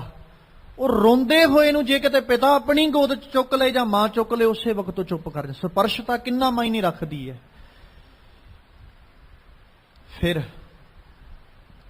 ਸਤਿਗੁਰੂ ਕਹਿੰਦੇ, ਤੈਨੂੰ ਸੋਝੀ ਬੜੀ ਦਿੱਤੀ ਉਸ ਰੱਬ ਨੇ। ਸੋਝੀ ਕੀ ਦਿੱਤੀ? ਮਾਤ ਪਿਤਾ ਭਾਈ ਅਰ ਬੰਧਪ, ਇਹ ਸਾਰੇ ਰਿਸ਼ਤੇਦਾਰ।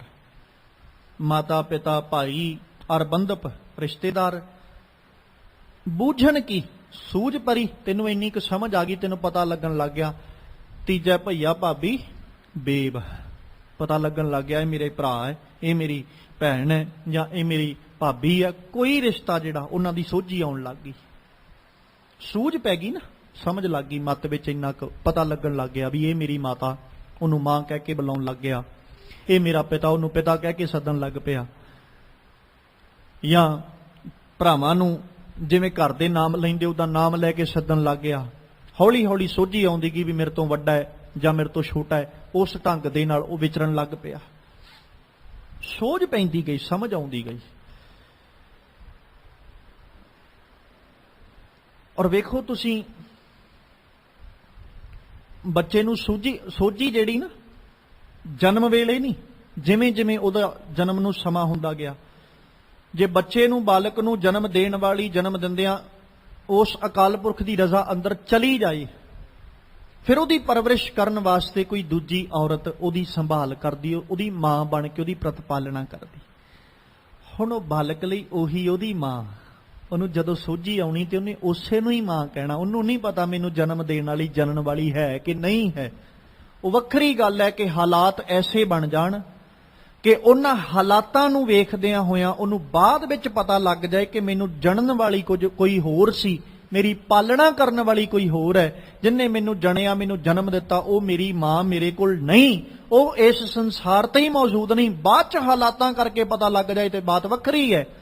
ਪਰ ਨਹੀਂ, ਜਿਹਨੇ ਉਹਨੂੰ ਸੰਭਾਲਿਆ ਤੇ ਪ੍ਰਤਪਾਲਿਆ ਨਾ, ਉਹ ਪ੍ਰਤਵਾਲਣ ਵਾਲੀ ਹੋਈ ਉਹਦੀ ਮਾਂ। ਸੂਝ ਜਦੋਂ ਆਈ ਉਦੋਂ ਪਤਾ ਲੱਗਾ ਵੀ ਇਹ ਮੇਰੀ ਮਾਂ ਹੈ। ਇਹ ਸਮਝ ਕਿੰਨੇ ਦਿੱਤੀ ਹੈ? ਰੱਬ ਨੇ ਹੀ ਦਿੱਤੀ ਹੈ ਨਾ, ਅਕਾਲ ਪੁਰਖ ਨੇ ਬਖਸ਼ਿਸ਼ ਕੀਤੀ। ਤੇ ਮਾਲਕ ਕਹਿੰਦੇ ਫਿਰ ਹੈਰਾਨੀਜਨਕ ਬਾਤ ਇਹ ਹੈ ਵੀ ਤੂੰ ਦਿਨੋਂ ਦਿਨ ਵਰਧਮਾਨ ਹੋਵਤ ਦਿਨ ਪ੍ਰਤ ਨਿਤ, ਨਿਤਾ ਪ੍ਰਤੀ ਤੂੰ ਵੱਧਦਾ ਜਾ ਰਹੇ ਹੈ। ਸਰੀਰਕ ਉਮਰ ਤੇਰੀ ਜਿਹੜੀ ਉਹ ਵੱਧਦੀ ਜਾ ਰਹੀ ਹੈ, ਜੀਵਨ ਤੇਰਾ ਘਟਦਾ ਜਾ ਰਿਹਾ, ਸਰੀਰ ਤੇਰਾ ਵੱਧਦਾ ਜਾ ਰਿਹਾ, ਆਵਤ ਨਿਕਟ ਤੇਰੇ ਨੇੜੇ ਆਉਂਦਾ ਜਾ ਰਿਹਾ। ਬਿਖਮ ਜ਼ਰੀ, ਜਿਹੜਾ ਬੜਾ ਜ਼ਿਆਦਾ ਡਰਾਉਣਾ ਭਿਆਨਕ ਬੁਢੇਪਾ ਨਾ, ਜ਼ਰ ਤੇਰਾ ਜਿਹੜਾ ਉਹ ਤੇਰੇ ਨੇੜੇ ਆਉਂਦਾ ਜਾ ਰਿਹਾ। ਤੈਨੂੰ ਇਹਦੀ ਵੀ ਸੋਝੀ ਪੈ ਰਹੀ ਹੈ। ਆਪਾਂ ਇਹਨੂੰ ਸਮਝਣ ਵਾਸਤੇ ਉਹ ਸਤਿਗੁਰੂ ਪਾਤਸ਼ਾਹ ਜੀ ਦਾ ਸ਼ਲੋਕ ਜਿਹੜਾ ਅਕਸਰ ਆਪਾਂ ਵਿਚਾਰਦੇ, ਪਹਿਲੇ ਪਿਆਰ ਲੱਗਾ ਥਣ ਦੁੱਧ ਸੋਝੀ, ਦੂਜੇ ਮਾਏ ਬਾਪ ਕੀ ਸੁੱਧ, ਤੀਜੇ ਭਈਆ ਭਾਬੀ ਬੇਬ, ਚੌਥੇ ਪਿਆਰ ਉਪੰਨੀ ਖੇਡ, ਪੰਜਵੇਂ ਖਾਨ ਪੀਨ ਕੀ ਤਹਾਤ, ਛੇਵੇਂ ਕਾਮ ਨ ਪੁੱਛੇ ਜਾਤ, ਸਤਵੇਂ ਸੰਜ ਕੀਆ ਘਰਵਾਸ, ਅਠਵੇਂ ਕ੍ਰੋਧ ਹੋਆ ਤਨ ਨਾਸ, ਨਾਵੇਂ ਧੌਲੇ ਉੱਬੇ ਸਾਹ, ਦਸਵੇਂ ਦੱਦਾ ਹੋਆ ਸਵਾਹ, ਗਏ ਸਗੀਤ ਪੁਕਾਰੀ ਤਾ, ਉੱਡਿਆ ਹੰਸ ਦਸਾਏ ਰਾਹ। ਆ ਅਸਲੀਅਤ ਹੈ। ਆਇਆ ਗਿਆ ਮੁਇਆ ਨਾਉ, ਪਿੱਛੇ ਪੱਤਲ ਸੱਦਿਓ ਕਾਮ। ਹੁਣ ਹਾਲਾਤ ਤੇ ਇਹੀ ਹੈ ਨਾ ਕਿ ਆਇਆ ਸੰਸਾਰ ਦੇ ਉੱਤੇ ਚਲੇ ਗਿਆ, ਐਸਾ ਆਇਆ ਕਿ ਆ ਕੇ ਵੀ ਕੁਝ ਨਾ ਖੱਟਿਆ, ਐਸਾ ਗਿਆ ਦੁਨੀਆ ਤੇ ਕਰਕੇ ਵੀ ਕੁਝ ਨਾ ਗਿਆ। ਮੁਇਆ ਨਾਉ, ਨਾਮ ਵੀ ਚਲਾ ਗਿਆ, ਮੁੱਕ ਗਿਆ।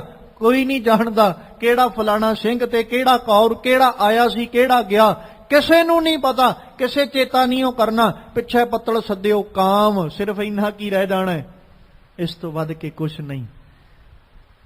ਸੋਝੀ ਪੈਂਦੀ ਗਈ। ਚਾਹੀਦਾ ਤੇ ਇਹ ਸੀ ਕਿ ਜਿਵੇਂ ਜਿਵੇਂ ਸੋਝੀ ਹੁੰਦੀ ਜਾ ਰਹੀ ਹੈ, ਜਿਵੇਂ ਜਿਵੇਂ ਭਲਿਆ ਤੇਰੀ ਸਰੀਰਕ ਉਮਰ ਤੇ ਤੇਰਾ ਸਰੀਰ ਵੱਧਦਾ ਜਾ ਰਿਹਾ ਹੈ, ਤੇਰੀ ਮੱਤ ਦੇ ਵਿੱਚ ਜਿਵੇਂ ਜਿਵੇਂ ਵਿਸ਼ਾਲਤਾ ਆਉਂਦੀ ਜਾ ਰਹੀ ਹੈ, ਚਾਹੀਦਾ ਤੇ ਇਹ ਸੀ ਜਿਹੜਾ ਜ਼ਿੰਦਗੀ ਦਾ ਮਨੋਰਥ ਲੈ ਕੇ ਆਇਆ ਸੈਂ, ਉਸ ਮਨੋਰਥ ਨੂੰ ਵੀ ਕਿਤੇ ਪੂਰਿਆਂ ਕਰਨ ਦੀ ਸੋਚ ਰੱਖਦਾ, ਉਸ ਮਨੋਰਥ ਨੂੰ ਵੀ ਕਿਤੇ ਪੂਰਿਆਂ ਕਰਨ ਦੀ ਮੱਤ ਲੈ ਕੇ ਚੱਲਦਾ, ਤੇ ਸ਼ਾਇਦ ਉਹ ਮਨੋਰਥ ਪੂਰਾ ਹੋ ਜਾਂਦਾ। ਭਗਤ ਕਬੀਰ ਸਾਹਿਬ ਨੇ ਜ਼ਿਕਰ ਕੀਤਾ ਸੀ ਨਾ, ਜਨਨੀ ਜਾਣ ਤੋਂ ਸੁਤ ਬੜਾ ਹੋਤ ਹੈ, ਇਤਨਾ ਕੁ ਨਾ ਜਾਣੇ ਕਿ ਦਿਨ ਦਿਨ ਅਬਦ ਘਟਤ ਹੈ। ਉਹ ਤੇ ਕਹਿ ਰਹੀ ਮੇਰਾ ਪੁੱਤ ਵੱਡਾ ਹੁੰਦਾ ਜਾ ਰਿਹਾ ਹੈ, ਪਰ ਇਹ ਨਹੀਂ ਜਾਣਦੀ ਵੱਡਾ ਨਹੀਂ, ਦਿਨ ਪ੍ਰਤੀ ਦਿਨ ਨਿੱਕਾ ਹੁੰਦਾ ਜਾ ਰਿਹਾ। ਪਰ ਜੇ ਸੰਸਾਰਕ ਨਜ਼ਰੀਏ ਨਾਲ ਵੇਖੀਏ ਤੇ ਸੱਚਮੁੱਚ ਹੀ ਜੀਵ ਵੱਡਾ ਹੋ ਹੀ ਜਾ ਰਿਹਾ। ਮਾਲਕ ਜੀ ਕਹਿੰਦੇ ਵਰਧਮਾਨ ਹੋਵਤ ਦਿਨ ਪ੍ਰਤ ਨਿਤ, ਨਿਤਾ ਪ੍ਰਤੀ ਕੀ ਹੋ ਰਿਹਾ? ਵਰਧਮਾਨ, ਵੱਡਾ ਹੋ ਰਿਹਾ। ਪਰ ਅਸਲੀਅਤ ਇਹ ਹੈ ਦਿਨ ਦਿਨ ਅਵਧ ਘਟਤ ਹੈ। ਜੇ ਜ਼ਿੰਦਗੀ ਦੇ 50 ਸਾਲ 60 ਸਾਲ ਲੈ ਕੇ ਆਏ ਸਾਂ ਤੇ ਜ਼ਿੰਦਗੀ ਦੇ 30-35 ਸਾਲ ਲੰਘਣ ਤੋਂ ਬਾਅਦ ਕੀ ਬਚਿਆ? 15 ਸਾਲ 20 ਸਾਲ ਹੀ ਬਚੇ ਨਾ। ਘਟੇ ਨੇ ਕਿ ਵਧੇ ਨੇ? ਕਿੱਥੇ ਬਾਲਕ ਜਨਮ ਲੈ ਰਿਹਾ, ਉਹਦੇ ਕੋਲ 60 ਸਾਲ ਪਏ ਨੇ ਅਜੇ, ਤੇ ਇੱਕ ਅਜੇ ਬਾਲਕ ਨੇ ਆਪਣੀ ਜ਼ਿੰਦਗੀ ਦੇ ਜਿੰਨੇ 30 ਸਾਲ 35 ਸਾਲ ਗੁਜ਼ਾਰ ਲਏ, ਉਹਦੇ ਕੋਲ ਬਾਕੀ ਰਹਿ ਹੀ 25-30 ਗਏ, ਉਹਦਾ ਜ਼ਿੰਦਗੀ ਤੇ ਘਟ ਗਈ। ਪਰ ਪਰਿਵਾਰ ਨੇ ਕੀ ਕਿਹਾ? ਇਹ ਵੱਡਾ ਤੇ ਇਹ ਛੋਟਾ ਹੈ। ਮਾਲਕ ਜੀ ਕਹਿੰਦੇ ਭਾਈ ਫਿਰ ਬੁਢੇਪਾ ਬੜਾ ਭਿਆਨਕ ਜਿਹਾ ਬਣ ਕੇ, ਬੁਢੇਪੇ ਤੋਂ ਬੰਦੇ ਨੂੰ ਬੜਾ ਡਰ ਲੱਗ ਜਾਵੇ। ਇਹੋ ਕਾਰਨ ਹੈ ਕਿ ਬੰਦਾ ਇਹ ਸ਼ੋਅ ਆਫ ਕਰਨਾ ਹੀ ਨਹੀਂ ਚਾਹੁੰਦਾ ਕਿ ਮੇਰੇ ਤੇ ਬਜ਼ੁਰਗੀ ਆ ਗਈ। ਕਿਵੇਂ ਲਕੋ ਲਕੋ ਰੱਖਦਾ ਆਪਣੀ ਬਜ਼ੁਰਗੀ ਨੂੰ, ਆਪਣੇ ਬੁਢੇਪੇ ਨੂੰ। ਲੁਕਾਉਣ ਤੱਕ ਸੀਮਤ ਸਿਰਫ ਇੱਥੋਂ ਤੱਕ ਹੀ ਹੈ ਕਿ ਆਪਣੇ ਚਿੱਟੇ ਹੁੰਦੇ ਕੇਸਾਂ ਨੂੰ ਇਹ ਕਾਲੇ ਕਰ ਲੇਗਾ, ਬਸ ਇੰਨਾ ਕੀ ਲੁਕੋ ਸਕਦਾ, ਇਦੋਂ ਵੱਧ ਕੇ ਨਹੀਂ। ਬਾਕੀ ਤੇ ਸਾਰੀ ਅਸਲੀਅਤ ਸਾਹਮਣੇ ਆ ਹੀ ਜਾਣੀ ਨਾ। ਸੱਜਣਾ, ਅੱਜ ਤੇਰੇ ਤੇ ਬੁਢੇਪਾ ਆ ਰਿਹਾ, ਸਭ ਤੋਂ ਪਹਿਲੀ ਨਿਸ਼ਾਨੀ ਬੁਢੇਪੇ ਦੀ ਇਹ ਹੈ ਵੀ ਕੇਸ ਧੌਲੇ ਹੋਣੇ ਸ਼ੁਰੂ ਹੋ ਜਾਂਦੇ ਨੇ। ਇੱਥੋਂ ਪਤਾ ਲੱਗਦਾ ਵੀ ਹੁਣ ਬਜ਼ੁਰਗੀ ਵੱਲ ਵੱਧ ਰਿਹਾ, ਤੇ ਬੰਦਾ ਇਸੇ ਨੂੰ ਲੁਕੋ ਲੈਂਦਾ ਵੀ ਪਤਾ ਨਾ ਲੱਗੇ ਮੈਂ ਕਿਸੇ ਨੂੰ ਬਜ਼ੁਰਗੀ ਵੱਲ ਵੱਧ ਰਿਹਾ। ਬੰਦੇ ਨੇ ਕਾਲਿਆਂ ਤੋਂ ਉਹ ਧੌਲਿਆਂ ਤੋਂ, ਜਿਹੜੇ ਕਾਲਿਆਂ ਤੋਂ ਧੌਲੇ ਹੋ ਰਹੇ ਸਨ ਉਹਨਾਂ ਨੂੰ ਫੇਰ ਕਾਲੇ ਕਰਨ ਲੱਗ ਪਿਆ, ਲੁਕੋ ਲਿਆ ਜੀ ਬਜ਼ੁਰਗੀ ਦਾ ਪਤਾ ਨਾ ਲੱਗੇ। ਸੱਜਣਾ ਧੌਲੇ ਤੇ ਕਾਲੇ ਕਰ ਲੇਗਾ, ਜਿਹੜੇ ਗੋਡੇ ਚੱਲਣੋਂ ਹਟ ਜਾਣਗੇ ਉਹਨਾਂ ਦਾ ਕੀ ਕਰੇਗਾ? ਜਾਂ ਤੇ ਫਿਰ ਉਹਨਾਂ ਦਾ ਵੀ ਕੋਈ ਹੱਲ ਕਰ, ਤੇ ਜਾਂ ਜਿਹੜੀ ਸਰੀਰ ਵਿੱਚ ਨਿਤਾ ਪ੍ਰਤੀ ਪੀੜਾ ਉੱਠ ਰਹੀ ਹੈ ਉਸ ਪੀੜਾ ਦਾ ਵੀ ਕੋਈ ਹੱਲ ਕਰ। ਫਿਰ ਤੇ ਮੰਨੀਏ ਭਾਈ ਤੂੰ ਬਜ਼ੁਰਗੀ ਲੁਕੋ ਰਿਹਾ, ਫਿਰ ਤੇ ਮੰਨੀਏ ਤੂੰ ਬਜ਼ੁਰਗੀ ਆਪਣੀ ਲੁਕੋ ਲਈ ਹੈ, ਤੂੰ ਆਪਣੇ ਤਨ ਦੀ ਪੀੜਾ ਦਾ ਵੀ ਹੱਲ ਕਰ ਲਿਆ। ਜੋ ਭਗਤ ਭੀਖਣ ਜੀ ਨੇ ਜ਼ਿਕਰ ਕੀਤਾ ਸੀ, ਨੈਨੋ ਨੀਰ ਵਹਿ ਤਨ ਖੀਨਾ ਭਏ ਕੇਸ ਦੁੱਧਵਾਨੀ ਰੂਦਾ ਕੰਠ ਸ਼ਬਦ ਨਹੀਂ ਉਚਰੈ ਅਬ ਕਿਆ ਕਰੇ ਪ੍ਰਾਨੀ। ਇਹਨਾਂ ਸਾਰੀਆਂ ਚੀਜ਼ਾਂ ਦਾ ਜਾਂ ਤੇ ਹੱਲ ਕਰੀਏ, ਫਿਰ ਤੇ ਅਸੀਂ ਮੰਨੀਏ ਵੀ ਅਸੀਂ ਬੁਢੇਪਾ ਲੁਕੋ ਲਿਆ ਆਪਣਾ। ਅਸੀਂ ਨਹੀਂ ਬੁਢੇਪੇ ਤੋਂ ਡਰਦੇ, ਕਿਉਂਕਿ ਸਾਡੇ ਤੇ ਬੁਢੇਪਾ ਆਉਣਾ ਹੀ ਨਹੀਂ। ਮਨੁੱਖਾ ਜੇ ਤੂੰ ਬੁਢੇਪੇ ਤੋਂ ਡਰਦਾ ਹੈ, ਤੈਨੂੰ ਤਾਂ ਹੀ ਲੋੜ ਪਈ ਆਪਣਾ ਬੁਢੇਪਾ ਲੁਕੋ ਕੇ ਰੱਖਣ ਦੀ, ਕਿਤੇ ਪਤਾ ਨਾ ਲੱਗੇ ਲੋਕਾਂ ਨੂੰ ਬਜ਼ੁਰਗੀ ਵੱਲ ਵੱਧ ਚੁੱਕਾ ਹੈ। ਲੋਕਾਂ ਤੋਂ ਲੁਕੋ ਲਏਗਾ, ਲੁਕੋ ਕੇ ਰੱਖਿਆ ਵੀ।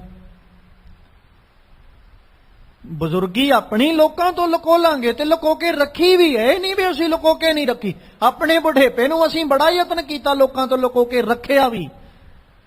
ਰੱਬ ਤੋਂ ਤੇ ਨਹੀਂ ਨਾ ਛੁਪਾ ਸਕਦੇ। ਉਹ ਤੇ ਇਹ ਥੋੜੀ ਹੋਣਾ ਵੀ ਅਸੀਂ ਸਾਡੇ ਧੌਲੇ ਹੋ ਗਏ ਤੇ ਅਸੀਂ ਕਾਲੇ ਕਰ ਲਈਏ ਤੇ ਰੱਬ ਕਹੇਗਾ ਨਹੀਂ ਅਜੇ 25 ਸਾਲਾਂ ਦਾ ਹੀ ਤੁਰਿਆ ਫਿਰਦਾ ਹੈ, ਅਜੇ 20 ਸਾਲਾਂ ਦਾ ਹੀ ਹੈ। ਰੱਬ ਨੂੰ ਤੇ ਪਤਾ ਨਾ ਇਹਨੇ ਜ਼ਿੰਦਗੀ ਦੇ 60 ਸਾਲ ਲੰਘਾ ਲਏ, ਵੀ ਹੋਰ 10 ਸਾਲਾਂ ਨੂੰ ਇਹਦੀ ਚੜ੍ਹਾਈ ਹੋ ਜਾਣੀ, ਇਹਨੇ ਚਲੇ ਜਾਣਾ। ਦੁਨੀਆ ਕਹਿ ਦੇਗੀ ਵੀ ਉਮਰ ਛੋਟੀ ਜੀ ਹੈ ਜੀ ਲੱਗਦੀ, ਤੇ ਇਹ ਸੰਸਾਰ ਕਹਿ ਸਕਦੇ ਉਮਰ ਕੋਈ ਬਹੁਤੀ ਜ਼ਿਆਦੀ ਨਹੀਂ, ਪਰ ਰੱਬ ਨੂੰ ਪਤਾ ਨਾ ਅਸਲੀਅਤ ਕੀ ਹੈ, ਸੱਚ ਕੀ ਹੈ। ਤੇ ਮਾਲਕ ਜੀ ਕਹਿੰਦੇ ਵਰਧਮਾਨ ਹੋਵਤ ਦਿਨ ਪ੍ਰਤ ਨਿਤ ਆਵਤ ਨਿਕਟ ਬਿਖਮ ਜਰੀ। ਜਿਹੜਾ ਜ਼ਰ ਸੀ ਨਾ ਬੜਾ ਡਰਾਉਣਾ ਜਿਹਾ, ਇਹ ਵੀ ਦਿਨ ਪ੍ਰਤੀ ਦਿਨ ਸਾਡੇ ਨਜ਼ਦੀਕ ਆਉਂਦਾ ਜਾ ਰਿਹਾ ਹੈ। ਰੇ ਗੁਣਹੀਨ ਦੀਨ ਮਾਇਆ ਕ੍ਰਿਮ ਸਿਮਰ ਸੁਆਮੀ ਏਕ ਕਰੀ ਕਰ ਗਹਿ ਲਿਹੋ ਕਿਰਪਾਲ ਕਿਰਪਾ ਨਿਧ ਨਾਨਕ ਕਾਟ ਭਰਮ ਭਰੀ। ਫਿਰ ਸਤਿਗੁਰੂ ਨੇ ਇਨਸਾਨ ਨੂੰ ਸੰਬੋਧਨ ਕੀਤਾ,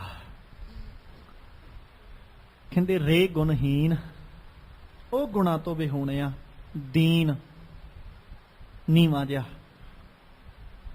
ਮਾਇਆ ਕ੍ਰਿਮ, ਮਾਇਆ ਦਾ ਕੀੜਾ ਬਣਿਆ ਪਿਆ ਹੈ, ਜਿਹਨੂੰ ਆਪਾਂ ਕਹਿ ਸਕਦੇ ਮਾਇਆ ਧਾਰੀ। ਤੇ ਸੱਚ ਕੀ ਹੈ? ਅਤ ਅੰਨਾ ਬੋਲਾ।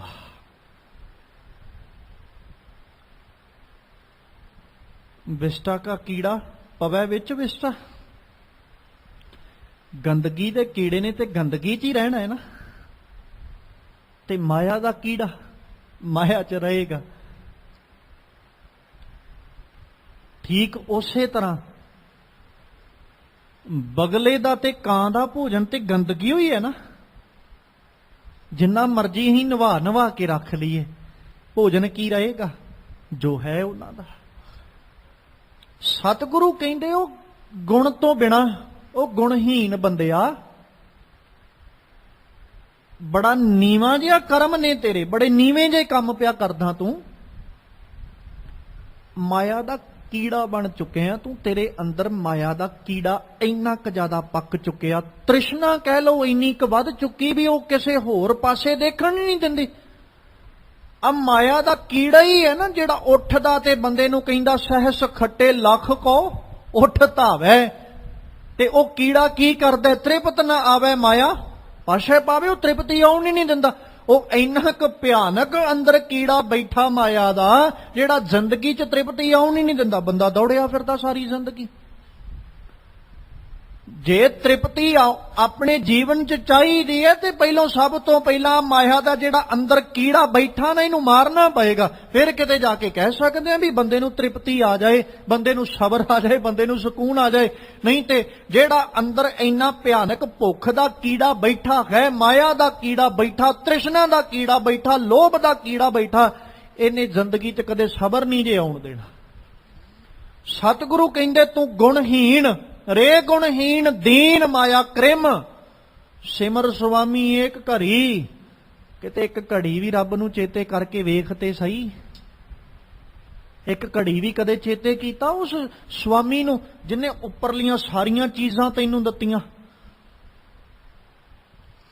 ਹੁਣ ਉੱਪਰ ਸਾਰੀਆਂ ਚੀਜ਼ਾਂ ਜਿਹੜੀਆਂ ਵਿਚਾਰ ਕੇ ਆਏ ਵੀ ਉਹਨੇ ਪਾਣੀ ਦੀਆਂ ਬੂੰਦਾਂ, ਲਹੂ ਦੀਆਂ ਬੂੰਦਾਂ ਤੋਂ ਸਾਡੀ ਬਣਤਰ ਬਣਾਈ, ਫਿਰ ਉਹਨੇ ਖਾਣ ਪੀਣ ਦਿੱਤਾ ਸਾਨੂੰ, ਫਿਰ ਉਹਨੇ ਮਾਤਾ ਪਿਤਾ ਹਰ ਸੋਝੀ ਹਰ ਸਮਝ ਸਾਨੂੰ ਦਿੱਤੀ, ਫਿਰ ਨਿਤਾ ਪ੍ਰਤੀ ਉਹ ਸਾਡੀ ਸੰਭਾਲ ਕਰਦਾ, ਨਿਤਾ ਪ੍ਰਤੀ ਸਾਨੂੰ ਸਾਂਭ ਰਿਹਾ ਤੇ ਸਾਡੀ ਉਮਰ ਸਰੀਰ ਕਰਕੇ ਨਿਤਾ ਪ੍ਰਤੀ ਵੱਧਦੀ ਜਾ ਰਹੀ ਹੈ। ਬਜ਼ੁਰਗੀ ਵੱਲ ਅਸੀਂ ਵੱਧ ਰਹੇ ਹਾਂ, ਆਪਣੀ ਉਮਰ ਨੂੰ ਹੰਢਾ ਰਹੇ ਹਾਂ। ਜਿਨਨੇ ਇਹ ਸਾਰੀਆਂ ਦਾਤਾਂ ਦਿੱਤੀਆਂ, ਉਹ ਦਾਤਾਂ ਦੇਣ ਵਾਲੇ ਨੂੰ ਬੰਦਾ ਭੁੱਲ ਕੇ ਬਹਿ ਗਿਆ, ਸਿਰਫ ਮਾਇਆ ਦਾ ਕੀੜਾ ਬਣ ਕੇ ਰਹਿ ਗਿਆ। ਦੇਣ ਵਾਲਾ ਤੇ ਕਦੇ ਸਿਮਰਿਆ ਹੀ ਨਹੀਂ। ਇਸੇ ਕਰਕੇ ਸਤਿਗੁਰੂ ਨੂੰ ਕਹਿਣਾ ਪੈ ਗਿਆ ਸੀ ਨਾ, ਦਾਤ ਪਿਆਰੀ ਵਿਸਰਿਆ ਦਾਤਾਰਾ। ਉਹ ਦਾਤਾਂ ਦੇਣ ਵਾਲਾ ਤੇ ਭੁੱਲ ਗਿਆ, ਜਿਹੜੀਆਂ ਦਾਤਾਂ ਉਹਨੇ ਦਿੱਤੀਆਂ ਸਨ ਉਹਨਾਂ ਦੇ ਵਿੱਚ ਹੀ ਖਚਤ ਹੋ ਕੇ ਤੇ ਉਹਨਾਂ ਵਿੱਚ ਹੀ ਗਰਸਿਆ ਰਹਿ ਗਿਆ, ਉਹਨਾਂ 'ਚ ਗਰਸਿਆ ਹੋਇਆ ਜ਼ਿੰਦਗੀ ਸਾਰੀ ਲੰਘਾ ਗਿਆ।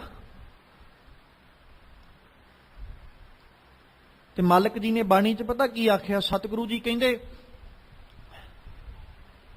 ਮਾਇਆ ਹੋਈ ਨਾਗਣੀ ਜਗਤ ਰਹੀ ਲਪਟਾਏ, ਇਸ ਕੀ ਸੇਵਾ ਜੋ ਕਰੇ ਤਿਸ ਹੀ ਕੋ ਫਿਰ ਖਾਏ।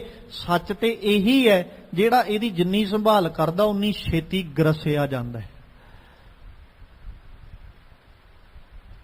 ਤੇ ਇਹਨੂੰ ਸੰਭਾਲਣ ਦੀ ਬਜਾਏ ਜੇ ਕਿਤੇ ਗੁਜ਼ਰਾਨ ਜੋਗੀ ਰੱਖੀ ਹੋਵੇ, ਫਿਰ ਸਤਿਗੁਰੂ ਜੀ ਨੇ ਬਾਣੀ 'ਚ ਲਫ਼ਜ਼ ਵਰਤੇ ਸਨ, ਭਗਤ ਕਬੀਰ ਸਾਹਿਬ ਨੇ, ਕਹਿੰਦੇ ਮਾਇਆ ਦਾਸੀ ਭਗਤਾਂ ਕੀ ਕਾਰ ਕਮਾਏ। ਜਿਨ੍ਹਾਂ ਨੇ ਇਸ ਤਰੀਕੇ ਨਾਲ ਸੰਭਾਲਿਆ, ਨਾਕੋਂ ਕਾਟੀ ਕਾਨੋਂ ਕਾਟੀ ਕਾਟ ਕੂਟ ਕੇ ਡਾਰੀ, ਕਹੋ ਕਬੀਰ ਸੰਤਨ ਕੀ ਬੈਰਨ ਤੀਨ ਲੋਕ ਕੀ ਪਿਆਰੀ। ਤਿੰਨ ਲੋਕ ਤੇ ਸੰਭਾਲ ਕੇ ਰੱਖ ਰਹੇ, ਪਰ ਜਿਹੜੇ ਰੱਬੀ ਪਿਆਰੇ ਉਹ ਇਹਦੀ ਸੰਭਾਲ ਕਰਨ ਦੀ ਬਜਾਏ ਜਿਹੜਾ ਦੇਣ ਵਾਲਾ ਉਹਦੀ ਸੰਭਾਲ ਕਰਦੇ। ਇਸੇ ਕਰਕੇ ਕਿਹਾ ਸੀ, ਕਹਿੰਦੇ ਭਾਈ ਆਪਣੇ ਜਨਮ ਨੂੰ ਤੂੰ ਅਜਾਈ ਨਾ ਗਵਾ, ਆਪਣੇ ਜੀਵਨ ਨੂੰ ਅਜਾਈ ਨਾ ਲੰਘਾ। ਆਪਣੀ ਜ਼ਿੰਦਗੀ ਦੇ ਅੰਦਰ, ਆਪਣੇ ਜੀਵਨ ਦੇ ਅੰਦਰ ਉਹ ਜਿਸ ਅਕਾਲ ਪੁਰਖ ਨੇ ਤੇਰੇ ਉੱਤੇ ਕਿਰਪਾ ਕੀਤੀ ਹੈ ਉਹਦੀ ਸੰਭਾਲ ਕਰਨਾ ਕਰ, ਕਿਉਂਕਿ ਜਿਉ ਤਪਤ ਹੈ ਬਾਰੋ ਬਾਰ, ਤਪ ਤਪ ਖਪੇ ਬਹੁਤ ਬੇਕਾਰ। ਜੈ ਤਨ ਬਾਣੀ ਵਿਸਰ ਜਾਏ, ਜਿਉ ਪੱਕਾ ਰੋਗੀ ਬਿਲ ਲਾਏ। ਭਾਈ ਇਹ ਖਿਆਲ ਰੱਖੀ, ਆਪਣੀ ਜ਼ਿੰਦਗੀ ਦੇ ਅੰਦਰ ਉਹਨਾਂ ਚਿਰ ਜੀਓ ਤਪਦਾ ਰਹੇਗਾ ਜਿੰਨਾ ਚਿਰ ਰੱਬੀ ਚਿੰਤਨ ਤੇਰੇ ਕੋਲ ਨਹੀਂ ਹੋਏਗਾ। ਮਾਇਆ ਦਾ ਕੀੜਾ ਹੀ ਬਣਿਆ ਰਹਿ ਜਾਏਗਾ। ਤੇ ਉਹ ਮਾਇਆ ਦਾ ਕੀੜਾ ਹੀ ਜੇ, ਜਿਹਨੂੰ ਕਦੇ ਗੁਰੂ ਨਾਨਕ ਸਾਹਿਬ ਨੇ ਆਖਿਆ ਸੀ, ਜੇ ਜੁਗ ਚਾਰੇ ਆਰਜਾ ਹੋਰ ਦਸੂਣੀ ਹੋਏ, ਨਵਾਂ ਖੰਡਾਂ ਵਿੱਚ ਜਾਣੀਏ ਨਾਲ ਚੱਲੇ ਸਭ ਕੋਏ, ਚੰਗਾ ਨਾਉ ਰਖਾਏ ਕਹਿ ਜਸ ਕੀਰਤ ਜਗ ਲੇ, ਜੇ ਤਿਸ ਨਦਰ ਨਾ ਆਵੀ ਤਾਂ ਬਾਤ ਨਾ ਪੁੱਛੇ ਕਿ ਕੀਟਾਂ ਅੰਦਰ ਕੀਟ ਕਰ ਦੋਸ਼ੀ ਦੋਸ਼ ਧਰੇ, ਨਾਨਕ ਨਿਰਗੁਣ ਗੁਣ ਕਰੇ ਗੁਣਵੰਤਿਆਂ ਗੁਣ ਦੇ। ਕਿੱਡਾ ਵੱਡਾ ਮਾਇਆ ਦਾ ਕੀੜਾ। ਜੇ ਤਿਸ ਨਦਰ ਨਾ ਆਵੀ ਤਾਂ ਬਾਤ ਨਾ ਪੁੱਛੇ ਕਿ, ਤੇ ਹੋਏਗਾ ਕੀ? ਕੀਟਾਂ ਅੰਦਰ ਕੀਟ ਕਰ ਦੋਸ਼ੀ ਦੋਸ਼ ਧਰੇ। ਬਣਨਾ ਤਾਂ ਕੀੜਿਆਂ ਦਾ ਵੀ ਕੀੜਾ ਨਾ। ਕਿੰਨੀ ਸੁੰਦਰ ਦਾਤਾਂ ਜਿਹੜੀਆਂ ਉੱਪਰ ਦਿੱਤੀਆਂ ਸੀ, ਜੇ ਜੁਗ ਚਾਰੇ ਆਰਜਾ ਹੋਰ ਦਸੂਣੀ ਹੋਈ, 40 ਜੁਗਾਂ ਜਿੰਨੀ ਉਮਰ,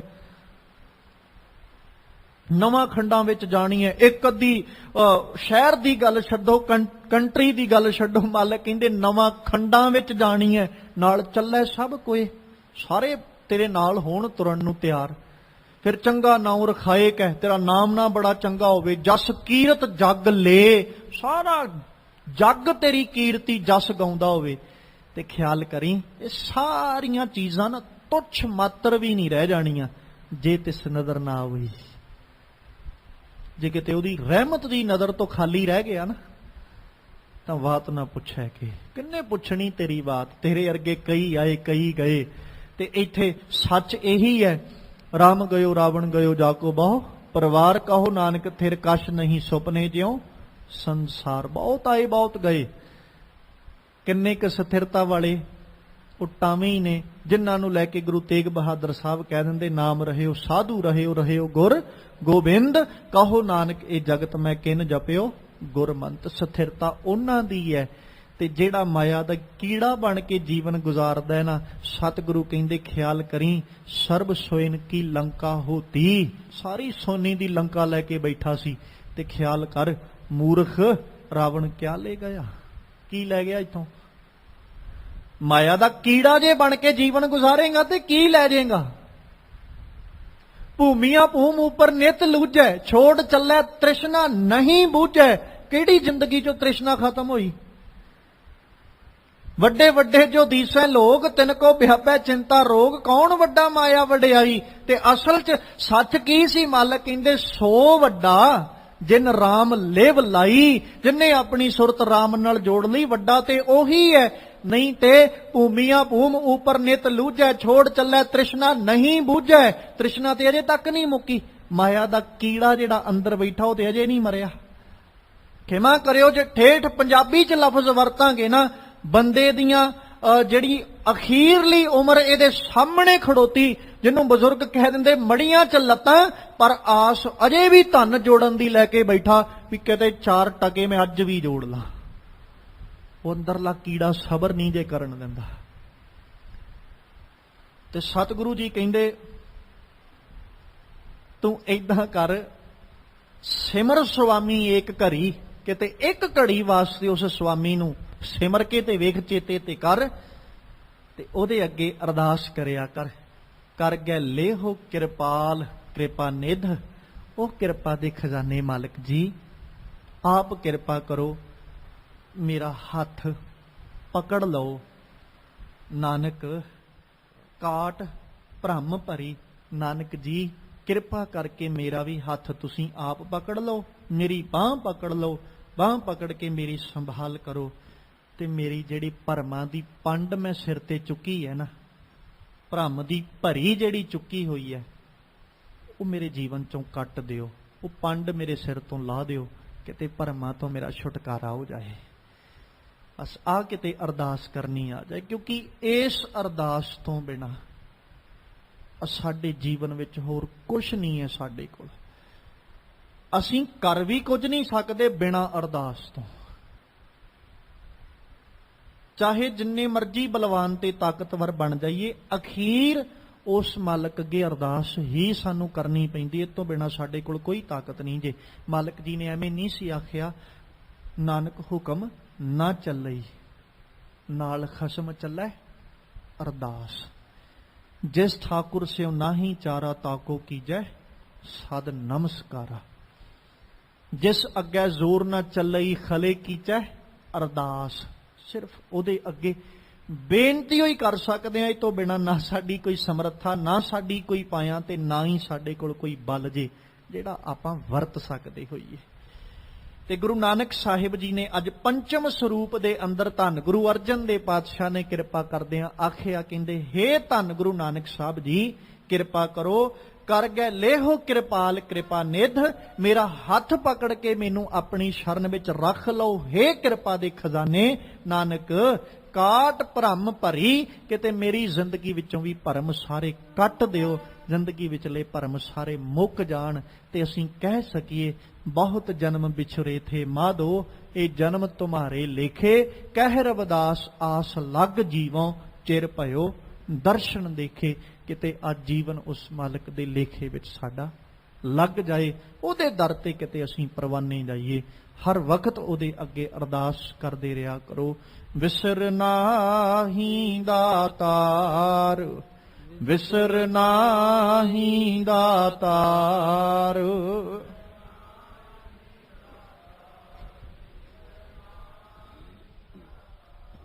ਵਿਸਰ ਨਾਹੀ ਦਾਤਾਰ, ਵਿਸਰ ਨਾਹੀ ਦਾਤਾਰ।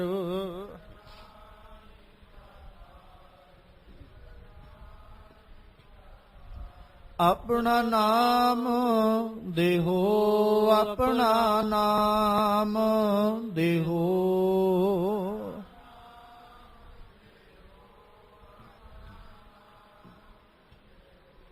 ਗੁਣ ਗਾਵਾਂ ਦਿਨ ਰਾਤ, ਗੁਣ ਗਾਵਾਂ ਦਿਨ ਰਾਤ।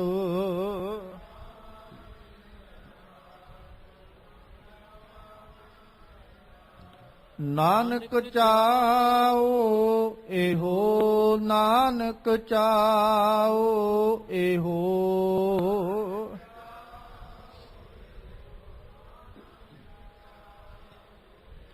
ਵਿਸਰ ਨਾਹੀਂ ਦਾਤਾਰ, ਵਿਸਰ ਨਾਹੀਂ ਦਾਤਾਰ।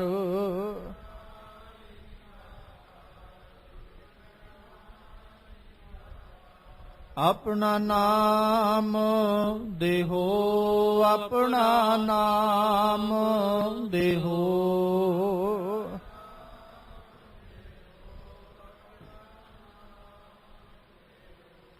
ਸਤਿਗੁਰੂ ਪਾਤਸ਼ਾਹ ਮਿਹਰ ਕਰਨ, ਸਾਡੇ ਸਭਨਾਂ ਦੇ ਸਿਰਾਂ ਉੱਤੇ ਆਪਣਾ ਬਖਸ਼ਿਸ਼ ਭਰਿਆ, ਰਹਿਮਤ ਭਰਿਆ ਹੱਥ ਰੱਖਣ, ਆਪਣੇ ਦਰੋਂ ਘਰੋਂ ਗੁਰਸਿੱਖੀ ਜੀਵਨ ਨਾਮ ਦੀਆਂ ਦਾਤਾਂ ਬਖਸ਼ਿਸ਼ ਕਰਕੇ ਨਿਵਾਜਣ, ਤਾਂ ਜੋ ਸਾਡੇ ਇਹ ਲੋਕ ਸੁਖੀਏ ਪਰਲੋਕ ਸੁਹੇਲੇ, ਨਾਨਕ ਹਰ ਪ੍ਰਭ ਆਪੇ ਮੇਲੇ।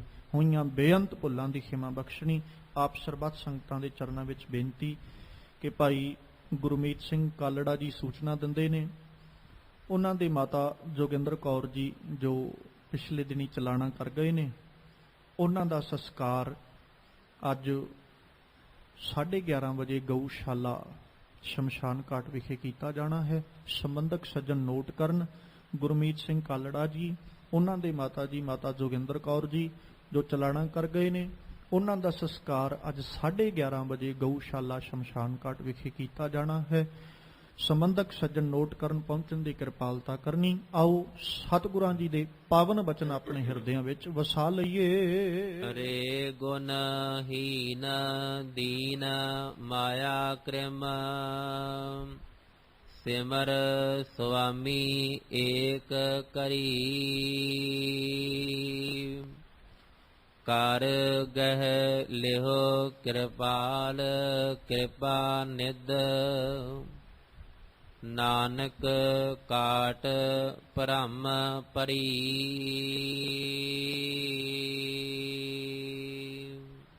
ਵਾਹਿਗੁਰੂ ਜੀ ਕਾ ਖਾਲਸਾ, ਵਾਹਿਗੁਰੂ ਜੀ ਕੀ ਫਤਿਹ।